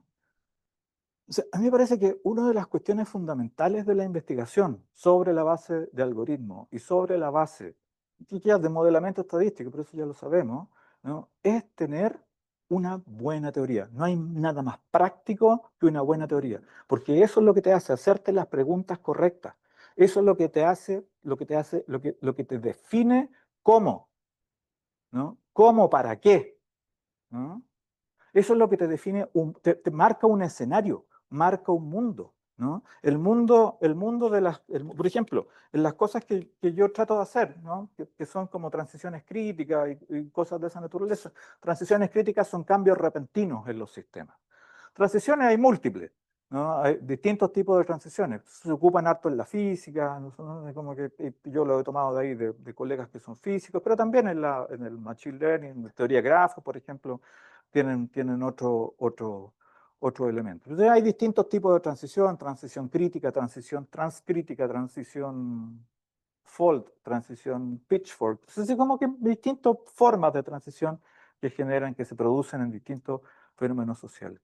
Y que se producen, y que son universales, que se producen en ámbitos físicos, en ámbitos biológicos y en ámbitos sociales, ¿no? Y la gran gracia de ese comportamiento de las transiciones, de esos comportamientos de transiciones repentinas, que, insisto, la escala temporal es siempre distinta entre fenómenos biológicos, fenómenos geológicos y fenómenos sociales, ¿no? Una transición crítica nuestra, de esas que nos pasan a nosotros, como regularmente, ¿no? Romper con el pololo, romper con la polola, que te echen de la universidad, que te echen de la pega.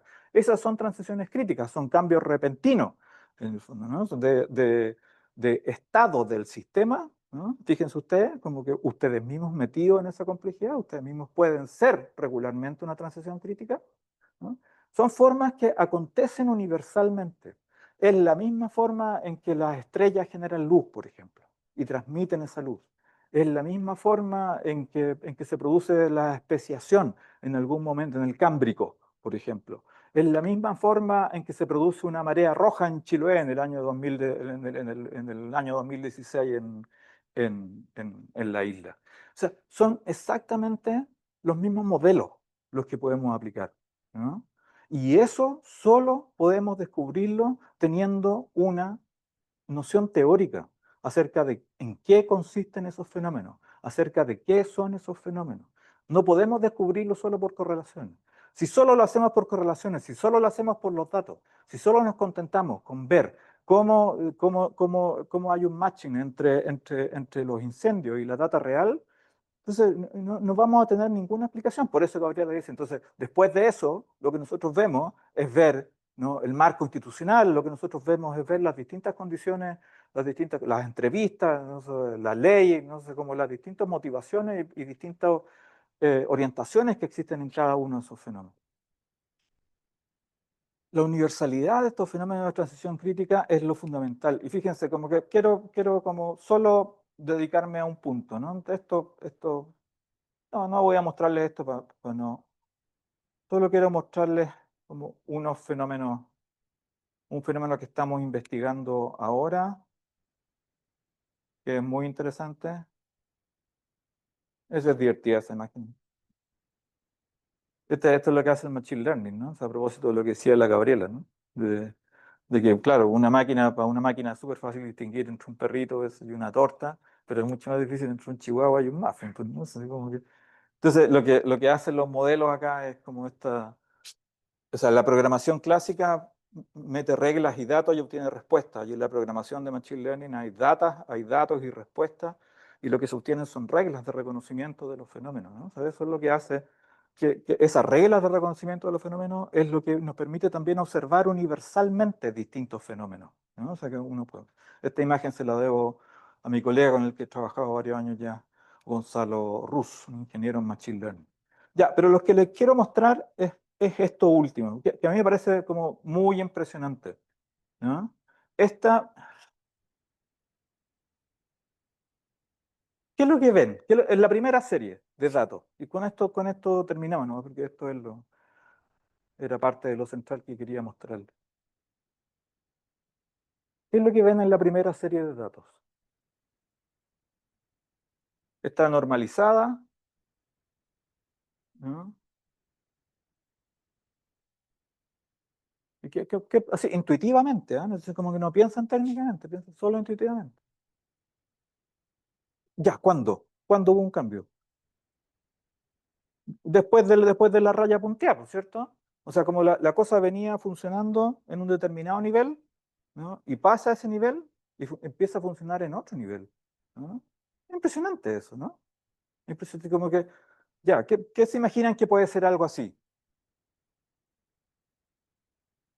Pensando en que es un modelamiento social, pensando en que nosotros mismos estamos involucrados en los mismos fenómenos que estamos estudiando, pensando en que la sociedad tiene sentience, pensando en que la sociedad tiene sensibilidad y cambia las condiciones que está observando también, ¿no? ¿Qué fenómeno se les ocurre que puede ser ese que está ahí? Yo creo que se les va a ocurrir. ¿Ah? Ya, cerca de ahí, ¿cierto? Está la pandemia. ¿Qué pasó en los últimos 6 años en Chile? ¿Qué pasó en el 2000, primero, qué pasó en el 2018? ¿Qué comenzó a pasar en el 2018 en Chile? ¿Ah? Ya, ok, el mayo feminista. Es cierto, eso también es una especie de transición crítica semántica, un cambio, ¿no? O sea, que contribuye a un cambio. Pero en el 2018 lo que tenía en mente es el inicio de la ola migratoria más grande que ha tenido este país en toda su historia. Llegaron como 1 millón de extranjeros en 4 años, ¿no? ¿Cierto? Desde el 2018, especialmente venezolanos, ¿no? O sea, como por Colchán, en el norte de Chile. Primera cosa, ¿no? Eso fue en el 2018. ¿Y para qué les voy a preguntar qué pasó en el 2019? ¿Cierto? ¿No? El 18 de octubre del 2019. Tercera cosa, como dice Giovanna, la pandemia, ¿no? ¿Qué vino después de la pandemia? ¿Ah? A propósito de los retiros, ¿cierto? Ya, súper bien, ¿no? Vinieron los 2 procesos constitucionales, los 2 hechos como las pelotas, ¿no? Hechos pésimamente, ¿no? O sea, que deprimieron este país de una manera como increíble, ¿no? Políticamente, socialmente, ¿no? Institucionalmente, la inflación asociada a eso. O sea, fíjate, tenemos un enjambre de situaciones críticas, ¿no? Que han acontecido. Entonces nosotros dijimos, a ver, o sea, en 5 años, ¿hay algún país que haya sufrido este enjambre de situaciones críticas así? ¿No? Una ola migratoria de 1 millón de personas como la más grande en la historia, ¿no? Entonces, el mayo feminista no lo incluiría dentro de eso, pero sí el estallido social, por supuesto, ¿no? Sí la pandemia, que esa sí fue universal, ¿no? Pero otros países no tuvieron, los otros, después de la pandemia no se le ocurrió hacer 2 procesos constitucionales como de 4 años de 3 años cada uno, así como que no todos son tan estúpidos como nosotros para hacer ese tipo de cosas. Y bueno, o sea, estresamos nuestras instituciones, estresamos el sistema nosotros mismos, con nuestra sentience, ¿no? Lo estresamos, vivimos en ese estrés todo el tiempo. ¿Cuántos de ustedes fueron a protestar? ¿Cuántos de nosotros fuimos a protestar por alguna razón, en distintos niveles? ¿No? ¿Cuántos de nosotros mandamos tweets mala onda? ¿No? ¿Cuántos de nosotros echamos garabato a los pacos? ¿Cuántos de nosotros echamos garabato a los protestantes? ¿Cuántos estábamos contentos o disgustados por las quemas de la iglesia?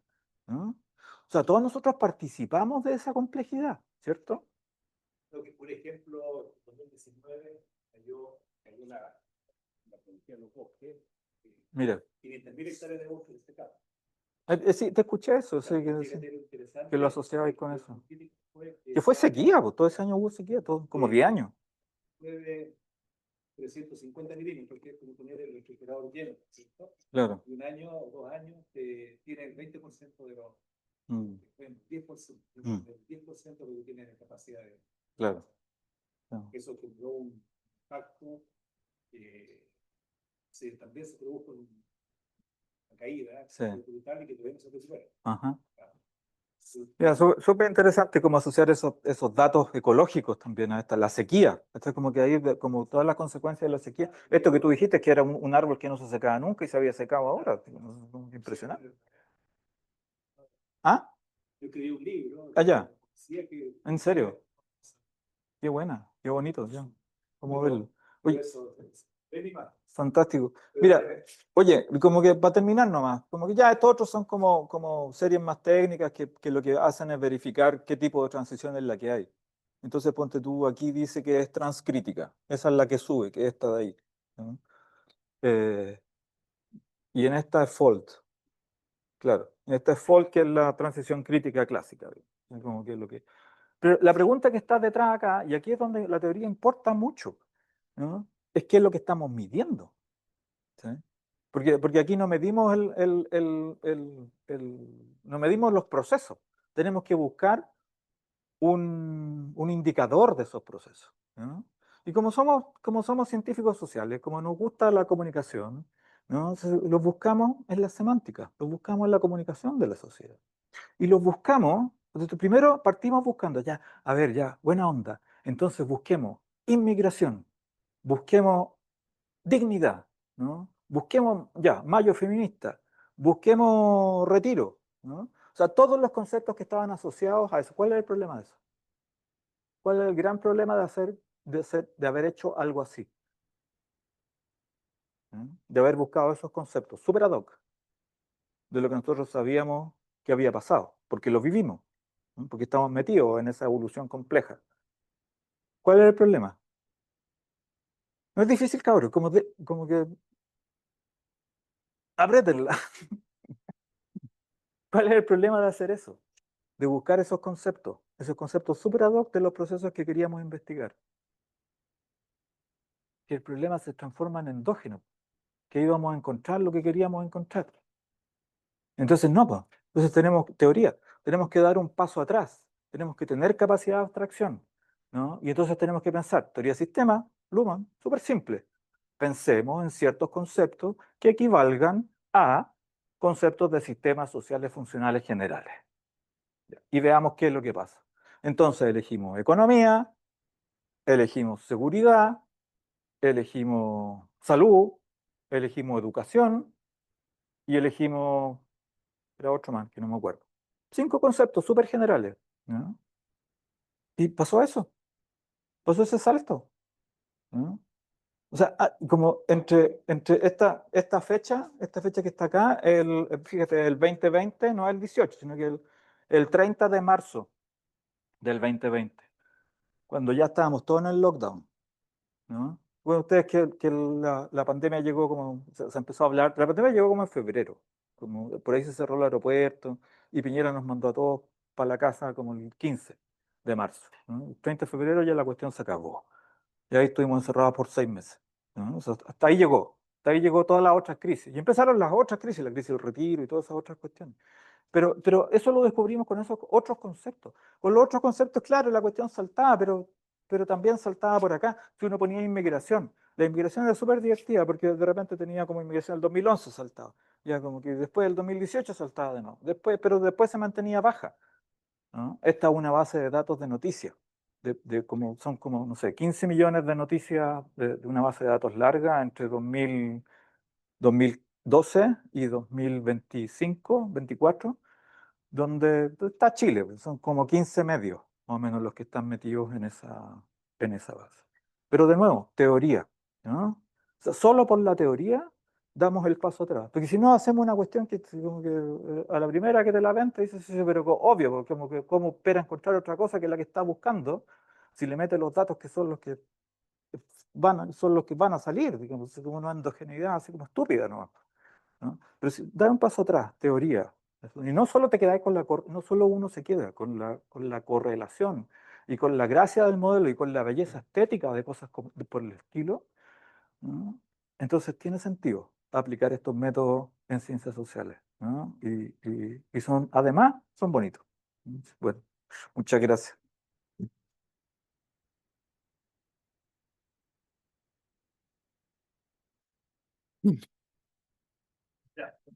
Ok. Muchas gracias, profesor. Esto es para el Zoom, ¿no? Porque no me siento amplificado. Ok, está bien. Bien. Eh, Fue bien interpeladora la sesión, así que me imagino que deben tener preguntas o comentarios o qué sé yo, ¿no? Así que, como quiera empezar. Le paso el micrófono para que la escuchen por internet. Hola, muchas gracias a todos, todas. Tengo que hablar fuerte acá. Tengo una pregunta para Aldo, sobre todo como lo de transición crítica. ¿Emerge en un sistema en específico? Porque me quedé pensando en lo de Mayo, como el movimiento feminista que emergió en la universidad. Eso emergió en una organización específica, de un sistema específico que es el educativo. Y la transición crítica requiere como emerger desde el sistema social en general, o puede ser como de un sistema en específico que después empieza a pegarle a otras organizaciones. Por ejemplo, el movimiento feminista después transitó hacia organizaciones laborales, etcétera. Entonces, como la pregunta es cómo emerge la transición crítica, si es de un sistema o desde algo externo. ¿Yo este micrófono? Sí, gracias. ¿Alguna otra pregunta?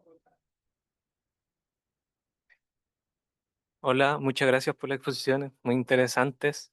Bueno, a raíz de las tres me surgió como una general. Y bueno, son dos preguntas. Para empezar, yo me pregunto si medir la complejidad es realmente como un horizonte que tenemos como científicos. Yo sé que aquí hay colegas de CITEC que hacen eso, pero igual a raíz de todo lo que me han expuesto, me parece una tarea titánica y en verdad un horizonte utópico. Y por otro lado, el año pasado yo hice un causal loop, no me acuerdo muy bien el nombre, pero fue más bien de juego, así como para entender cómo funciona.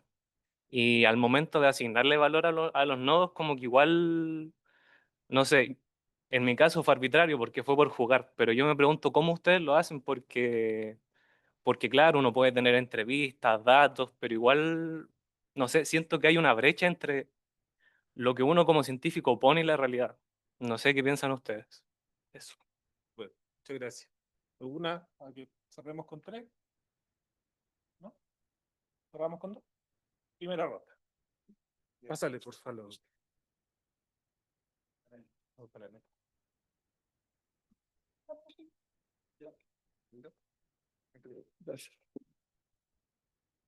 Ya, muchas gracias por la pregunta. Respecto a las transiciones críticas, ¿de dónde emergen? Es una súper buena pregunta, porque, por ejemplo, en relación al ejemplo que les daba de que estamos haciendo ahora recientemente, eh,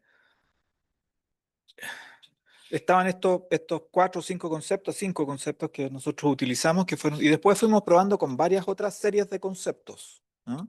Que son conceptos que teníamos como matrices de conceptos, matrices cada vez más específicas, ¿no? Y una matriz que era como súper ad hoc, ¿no? En la que la cuestión se comportaba plano, extrañamente se comportaba plano, porque los conceptos parecían ser demasiado particulares y no estaban integrados en la comunicación, ¿no? Pero cuando uno pensaba en estos conceptos generales, ¿no? Que uno, como a partir de la teoría, tiene en mente que se trata de representaciones de grandes sistemas sociales, ¿no? La economía, la salud, ¿no? Como que la educación, eh, las cosas cambiaban y se comportaban de esa manera que yo les mostraba. En este caso, ¿no? El sistema que principal, o el concepto, el término, que principalmente contribuye a ese cambio de fase, ¿cómo se le llama? Es la salud, ¿no? Y por lo que decía la Joana, que fue lo primero que se le ocurrió, la pandemia, ¿no? El segundo que tenía mayor contribución es la educación, ¿no? La educación generaba una transición. El tercero es la economía, ¿no? O sea, que generaba también cambios en eso. Lo interesante es que si uno sacaba la salud, por supuesto, obviamente, ¿no? La transición bajaba, ¿no? O sea, no se producía tan claramente ese salto. Se producía un salto, pero no tan claramente. Pero si uno empezaba a sacar los otros, también bajaba, ¿no? Entonces, no es simplemente una suma acumulativa de cosas la que pareció pasar en ese momento en Chile, sino que parece ser que esos términos y por tanto los sistemas sociales que están detrás de ellos, y eso es lo que uno puede como elaborar teóricamente, ¿no? Funcionan de manera integrada, ¿no? Funcionan de manera interdependiente, ¿no? ¿Y eso qué significa? Eso significa que, por ejemplo, a propósito de la pregunta por los spillover effects, ¿no? Como si esto parte, que tú decías, como si esto parte en un sistema específico y después tiene repercusiones en otro, ¿no? Cuando la colega acá hablaba de los retiros, ¿no? ¿Los retiros por qué se producen? Se producen por la pandemia, ¿no? O sea, ahí hay claramente, o sea, cómo la salud, ¿no? Genera spillover effects, genera efectos de criticidad, por decirlo así, ¿no? Perturbaciones dentro del sistema económico y dentro del sistema del trabajo, ¿no? Y efectos de largo plazo que todavía estamos sufriendo, ¿no? Y en ese momento no nos dábamos cuenta. Y algunos políticos, diputados, quieren de nuevo meter como la cuestión del otro retiro, ya no me acuerdo por qué, ahora último, Giles creo que no quería hacer algo por esto. Pero sí, pasa eso, o sea, en este caso, yo diría que lo que fundamentalmente contribuyó fue el tema de la salud. Pero en otros casos puede ser otra cosa, ¿no? O sea, por ejemplo, en otras cuestiones que estudiamos, que estaba la Gabriela ahí, en la marea roja en Chiloé, eh, ahí el principal elemento fue el detonante, fueron procesos como más biológicos, en el fondo, ¿no? O sea, sociobiológicos o socionaturales, como que se mueren los salmones, ¿no? Y las salmoneras van a botar, a hacer dumping de estos salmones a 70 millas náuticas fuera de Chiloé. Eso incrementa las condiciones de una marea roja para la cual ya habían condiciones porque había 30, 30, 30, ¿no? 30 de temperatura, 30 de, no me acuerdo qué más, tú sabes mejor eso, 30 y produce la marea roja más grande en la historia de Chiloé, ¿no? O sea, de hecho, la más grande en la historia del Cono Sur, según como lo que sabemos. Probablemente no en el norte, en la zona de Florida, siempre hay como mucha marea roja, parece. Yo creo que son más grandes que las que vivió Chiloé, pero en el sur, que es más frío, ¿no? Es más difícil que lleguen. Pero ahí las condiciones son distintas. ¿Sí? ¿Y qué es lo que pasó socialmente? Pasó que los chilotes se tomaron la isla, no sé si se acuerdan, ¿no? Se tomaron la isla, no dejaron entrar a nadie, no había alimentación, no había combustible, en la isla y no había, entonces empezaron como también a sufrir condiciones de inanición, por decirlo así. O sea, no habían recursos ahí en la isla, no había trabajo tampoco. Entonces ese fue el Mayo Chilote, ¿no? Hasta que por un acuerdo un acuerdo medio raro, igual que pasó en ese momento, pero se acabó, ¿no? Se disolvió la protesta, ¿no? Ya como 2 años después, la Corte de Apelaciones de Puerto Montt le dio la razón a los pescadores de que las salmoneras habían contaminado. Entonces, como que puede ser, ¿no? Puede ser de distintos lados, ¿no? O sea, puede venir de distintos lados. O sea, la criticidad y el hecho de que se produzcan dinámicas de sistema como esa que ustedes veían, en el fondo, que el sistema se pega un salto, ¿no? Esa no es por solo una cosa, ¿no? Eso es por la interdependencia de procesos sociales, ¿no? O sea, pero originalmente puede venir, ¿no? De una determinada parte. ¿Eso? ¿O lo otro? ¿Digo algo de lo otro también? Ya, de la brecha entre los científicos, pero eso existe siempre, po. No sé si como que al final no hay acceso. O sea, yo creo que uno puede hacerse el gil con esa cuestión, ¿eh? Es como que es cierto, ¿no? Y pensar que lo que uno está escribiendo es lo que realmente pasa en el mundo, ¿no? Y probablemente la sociedad, los papers, los journals, los easy, los bonos que te dan por los easy, ¿no? A uno lo ponen cínico con esas cuestiones y uno empieza a creer que efectivamente y uno empieza a creer que efectivamente lo que uno está describiendo del mundo, pero al final, como que yo les decía, pues, si esta cuestión es realmente compleja, si uno es parte de esa complejidad que describe, entonces uno en buena parte se describe a sí mismo y a su mundo dentro de ese horizonte. Por supuesto, con condiciones controladas, que son las condiciones que te ofrece el sistema científico, ¿no? Pero eso no significa como que ese sea como el último estadio de verdad. Entonces, esa brecha que tú llamas entre realidad y ciencia es una brecha necesaria, ¿no? Necesaria para la continuidad del funcionamiento de la ciencia. Si Marcelo descubrió, ¿no? ¿Por qué estos árboles que nunca se secan ahora se empezaron a secar? Y descubrió la verdad última de esa cuestión. Se acabó la investigación de eso. Imagínate lo dramático que sería eso, ¿no? Y que no venga alguien después, esperemos unos 30 años después, 40 años después, que cambie esa teoría. ¿Te fijas? Como, claro, entonces como que la ciencia funciona mediante esa brecha. O sea, es lo que la hace ser tan maravillosa, ¿eh? Tan interesante. Eh, un poco siguiendo con tu pregunta, yo creo que lo que sí ha pasado que, por ejemplo, eh, sistemas complejos, hay institutos de sistemas complejos, hay muchos grupos de sistemas complejos y hay una gran crítica a ello porque limitan la complejidad, en el fondo. En el fondo se habla de complejidad real y complejidad restringida, ¿ya? Entonces, eh, en las líneas de investigación uno ve que hay grandes, me imagino tú que eres más de la complejidad real, así en el fondo, que existe una complejidad que es inabordable, per se, pero la podemos pensar, ¿me entiendes? Ah, hay algo complejo que no puedo abordar. Pero lo que se ha intentado, y tal vez ha sido un efecto, yo creo que de la ciencia, de querer llevar, de reducir esa complejidad y que la verdad esté en esa reducción. Y eso es yo creo que la teoría del sistema de alguna manera y especialmente la cuantificación de los sistemas ha llevado o tiende a llevar a eso. Y yo creo que hay que hacer una cuantificación para poder tener un mejor entendimiento, pero siempre pensando, y yo parto de la base también eh, de la eliminación de esta relación sujeto-objeto, ya eso también, eso nosotros un poco ya es obvio, ¿cierto? Pero también se parte de la base de las limitaciones.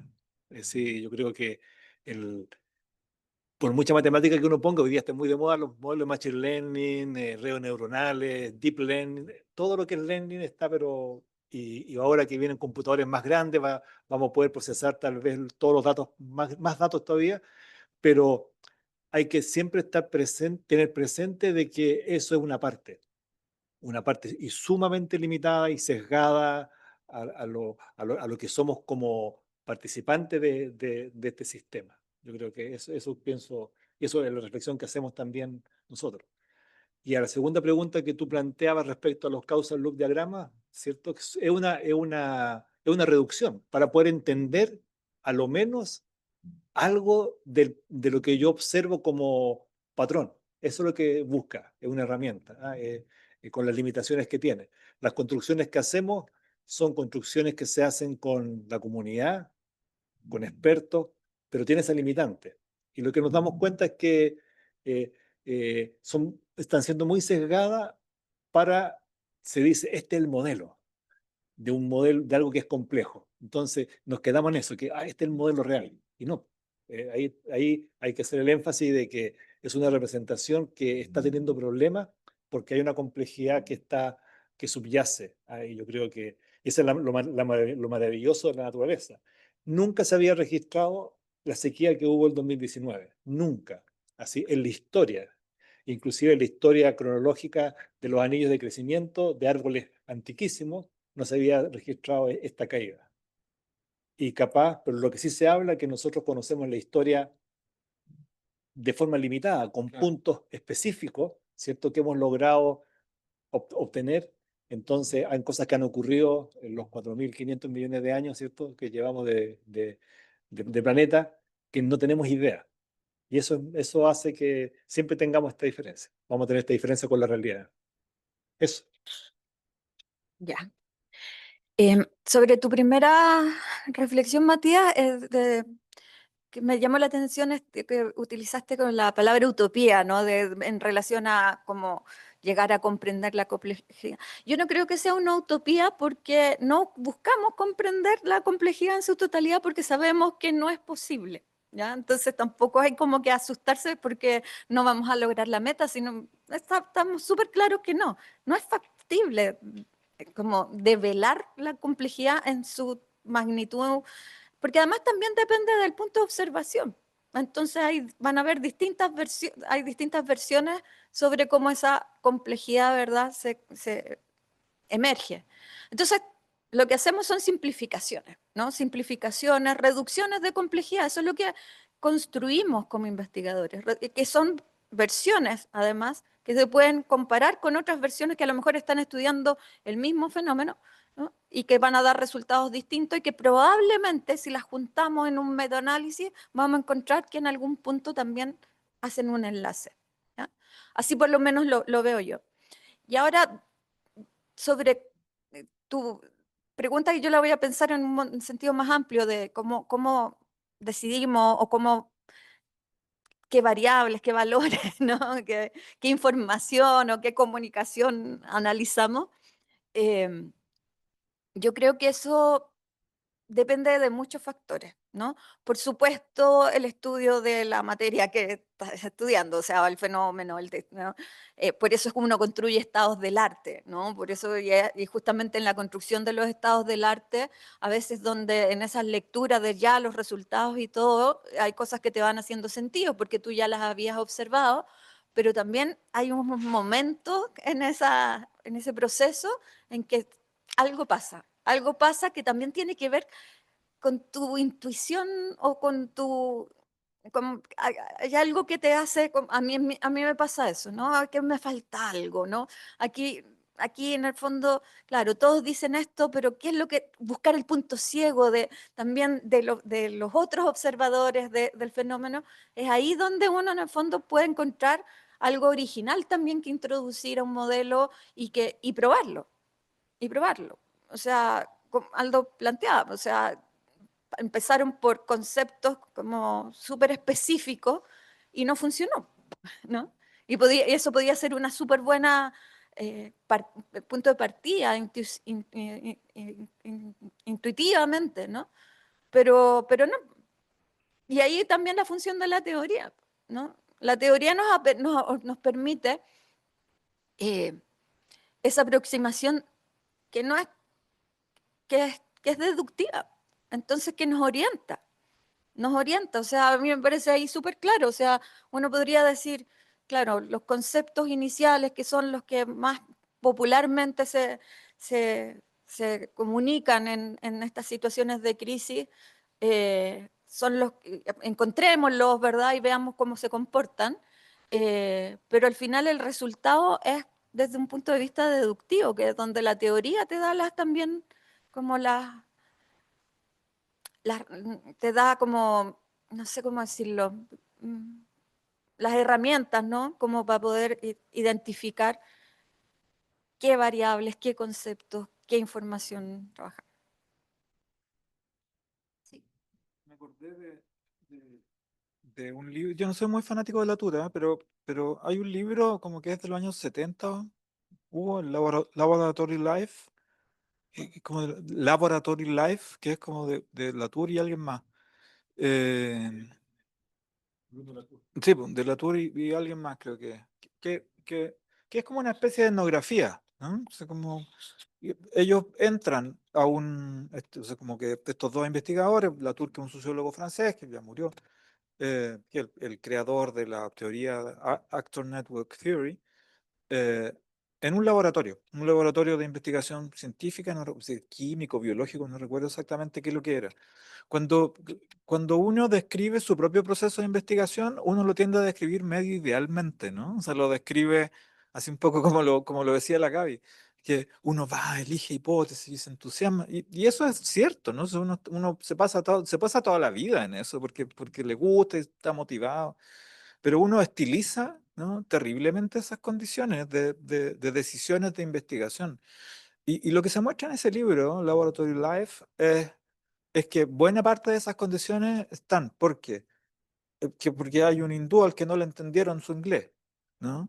Porque los reactivos ese día no llegaron, entonces tuvieron que hacerlos con otros, ¿no? Probar la hipótesis con otras cuestiones, ¿no? Porque el financiamiento se demoró 3 meses más, en el fondo, ¿no? Para hacer una cuestión, entonces lo hicieron con otras cosas. O sea, por cosas absolutamente estúpidas, azarosas, que no tienen nada que ver con el proceso de investigación mismo, ¿no? O sea, como buena parte de la selección de investigación tiene cuántas veces está. Sí, yo creo que a los científicos así como más, como en tu caso les pasa más eso, porque dependen más de laboratorios, dependen más de grandes financiamientos. Piensen en la astronomía, ponte tú. El computador no puede calcular la matriz de datos que uno quiere calcular. Entonces hay que. Ya la mitad, no funciona. La mitad. No, claro, claro. Claro. Sí, también, no sé si tú tienes gente en Zoom que pudiera... Las personas en Zoom, si desean participar con preguntas respecto al curso. Podemos- Pero mientras tanto, ¿puedo hacer una pregunta? Por supuesto. Ya. Ya. Muchas gracias también a el tan distinguido panel, ¿no? Sí, primero una pequeña reflexión, no quiero hacer el clásico chiste de académico cuando dice más que una pregunta, una reflexión y uno habla media hora, ¿no? Es cortito.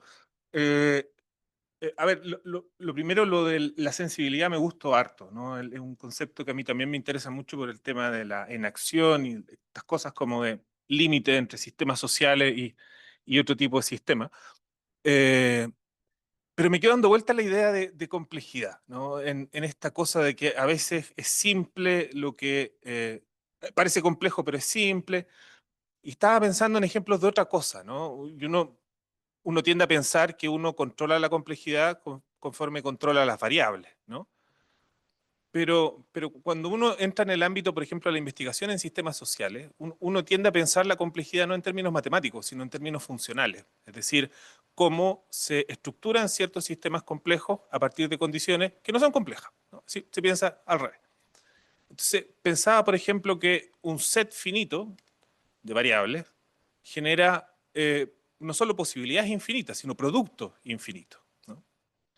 No sé cuántas letras tiene el alfabeto latino ni cuántos signos de puntuación, pero no se han escrito ni creo que se escribieran nunca todas las novelas posibles, ¿no? Con un set muy restringido, ¿no? O, claro, o pensé, o solo los números, ¿no? Es decir, los números naturales, ¿no? Todo lo que se hace con eso. Eh, por lo tanto, claro, ¿no? Hay un tema que está el tema de la complejidad real y no y modelada, y bueno, y ahí creo que hay una brecha importante, que no es solo metodológica, ¿no? Yo creo que también es teórica, ¿no? Es decir, pensar la complejidad más allá del estado del cálculo, ¿no? Y pensarla, por ejemplo, y ese es como el aporte lumaniano, creo yo, ¿no? En un horizonte temporal, ¿no? Pensar complejidad no solo como elemento relación, sino elemento relación y tiempo. A ver, pero esa es una reflexión, ¿no? Mi pregunta es más aterrizada, ¿no? Son dos partes en realidad. La primera parte es si hay algo así como lo que decía Goethe, ¿no? Las afinidades electivas, ¿no? Entre teoría de sistemas y metodologías de modelación, ¿no? ¿Hay acaso eso, ¿no? Porque, no sé, Luhmann no escribió esta cosa en el contexto de metodologías de modelación, ¿no? Es decir, hay un camino, hay una convergencia, ¿no? Que creo que es bien clara y que ya claramente muestra resultados muy valiosos, que son los que ustedes han comentado. Esa es la primera parte, ¿no? ¿Hay acaso una suerte como de afinidad entre teoría de sistemas y este tipo de investigación? Y la segunda es un poco más epistemológica, que tiene que ver con la diferencia entre lo normal y lo excepcional, ¿no? A propósito de la búsqueda de patrones. Es decir, mi pregunta es si acaso la investigación en modelación no tiene un límite, por decirlo así, y no tiene por qué ser malo, pero si no hay un límite entre la búsqueda de lo normal y lo excepcional.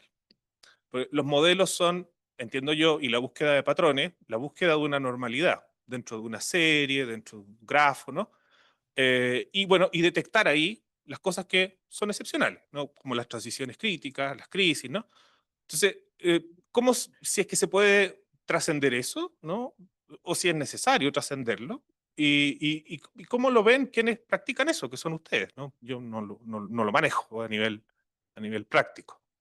Ese es mi largo, no es una pregunta, es una reflexión. Increíble. A ver, interesante reflexión. Bueno, yo tengo trabajo con colegas que son matemáticos y yo de un punto de vista más de la ecología, ¿cierto? Y yo creo que la reflexión sistémica en la construcción de modelos no está. No, no está la pregunta por la relación. Y puedo dar un ejemplo bien concreto. Estos modelos de Machine Learning, los computadores cada vez más grandes, ¿cierto? Hacen que, por ejemplo, están de moda hoy día lo que llamamos cubos de datos.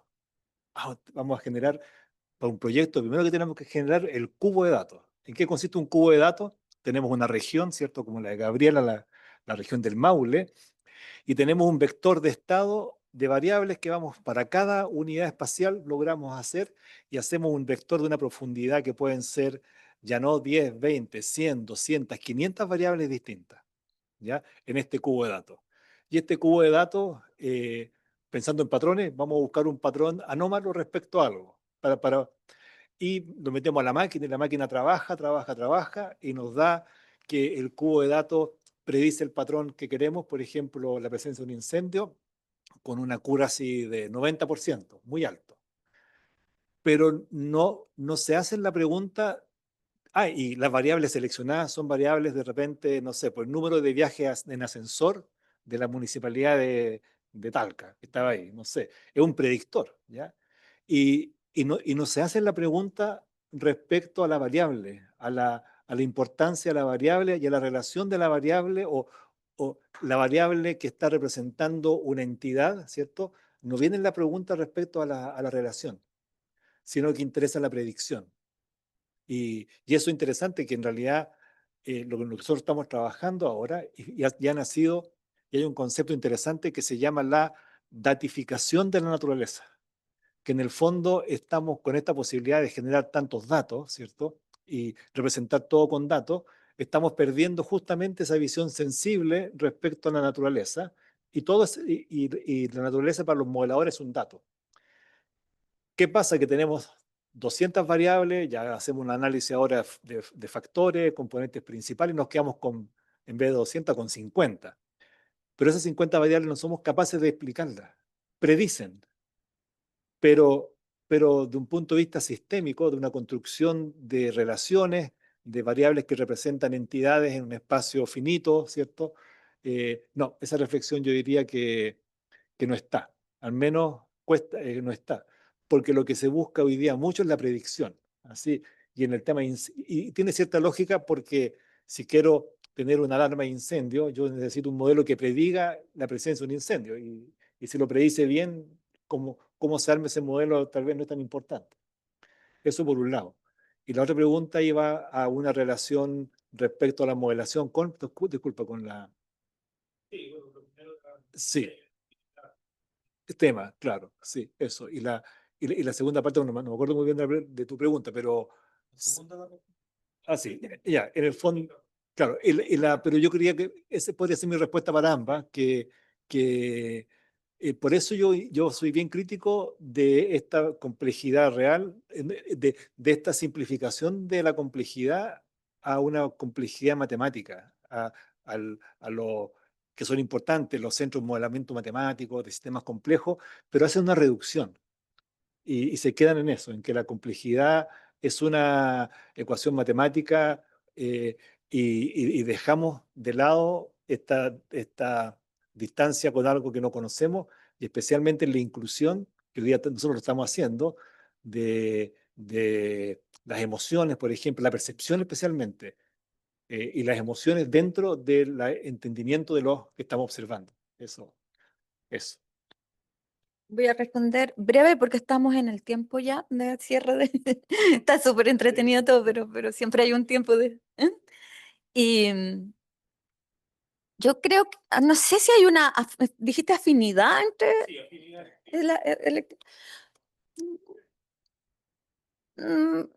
Como que me queda un poco grande la afinidad, ¿ya? Pero sí encuentro que las modelaciones te dan, por lo menos desde mi experiencia como investigativa, te dan más oportunidades o posibilidades de integrar datos que seleccionaste teóricamente, ¿ya? O sea, como porque los big data además también te permiten en el fondo seleccionar información de distinta naturaleza y eso no te lo dan otras metodologías, ¿no? ¿Ya? En ese sentido yo creo que son metodologías que te abren las posibilidades que antes yo no tenía, ¿no? Y ahí sí podría decir que es una afinidad.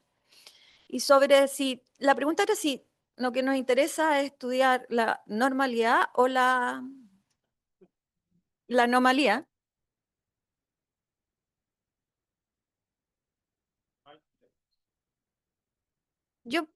Es que la excepción depende de dónde lo mires, porque también temporalmente una excepción puede ser un patrón. Hay excepciones que, ¿verdad?, que son regulares, otras que no, y que son parte de la evolución misma de los sistemas. Entonces, yo creo que ambas cosas están ahí. Un poquito más, porque yo creo que ya dijeron los dos, la Gaby y Marcelo, más o menos lo fundamental. Como que lo que yo podría también haber dicho, a mí me parece que sí hay una afinidad electiva, incluso más que eso. O sea, como tanto Luhmann como las técnicas de modelamiento son parte de un horizonte mucho más amplio que solo el horizonte de complejidad. Y, y ahí remito al último libro de tu profe, pues, de Armin Nacei, ¿no? O sea, como que la función de los algoritmos es justamente procesar la complejidad, ¿no?, de una sociedad que no puede reducirse a sí misma, que no puede comprenderse a sí misma. O sea, ya no lo hace la sociedad, sino que lo hacen los algoritmos. Identifican patrones que nosotros como seres humanos, que nosotros como instituciones no podemos observar, ¿no? Yo creo que eso es clave. O sea, me parece que esa función social, en el fondo, no funciona exactamente de las máquinas, en el fondo, no, pero la función social de ella, a mí me parece que esa cuestión es decisiva. Eso es el problema que resuelven para la sociedad, ¿no? O sea, cuando identifican esos patrones, lo identifican. Lo otro, la normalidad, excepcionalidad, más bien lo llamaría regularidad, excepcionalidad. Yo creo que sí, es parte de una tradición de investigación. A mí como que me interesan harto esa forma de estasis y outburst, ¿no? O sea, como que son súper interesantes porque son las que generan los cambios. Pero yo diría que en la autocomprensión de la gente que hace Machine Learning, ¿no?, está lo que dice Marcelo, ¿no? Y la distinción directriz ahí es la distinción entre explicación y correlación. Entonces, como que esa gente no le interesa explicar, a los estadísticos les interesa explicar, a los estadísticos les interesa, no le importa nada. A los algorítmicos, o sea, a los digitales, no les importa esa cuestión. Les interesa saber si la cosa es efectiva. Si un medicamento, no sé, como con 3 miligramos más de no sé qué cosa, te va a curar el cáncer o no. O sea, ¿por qué lo hace? Moya, pues es lo mismo, la cuestión funciona. ¿Sí? Claro, predice. Exacto, ¿no? Entonces, yo diría que desde ese mundo, esa es la distinción directriz, ¿no? Probablemente del otro hay otro, no sé, pero sí, como que a mí me interesa esta cuestión de Stasi Outburst, no sé. Claro, claro. Sí, vamos a cerrar. ¿Sí? Igual los invitamos a un pequeño café muy, muy modesto que está en acá abajo en el -1. Ya. Gracias a quienes estaban viéndonos. Gracias, Carlos. Gracias, Carlos Sedano, Pedro, su participación. Los esperamos el día de mañana, el mismo horario, para la tercera sesión del seminario. Muchas gracias. Chao, chao.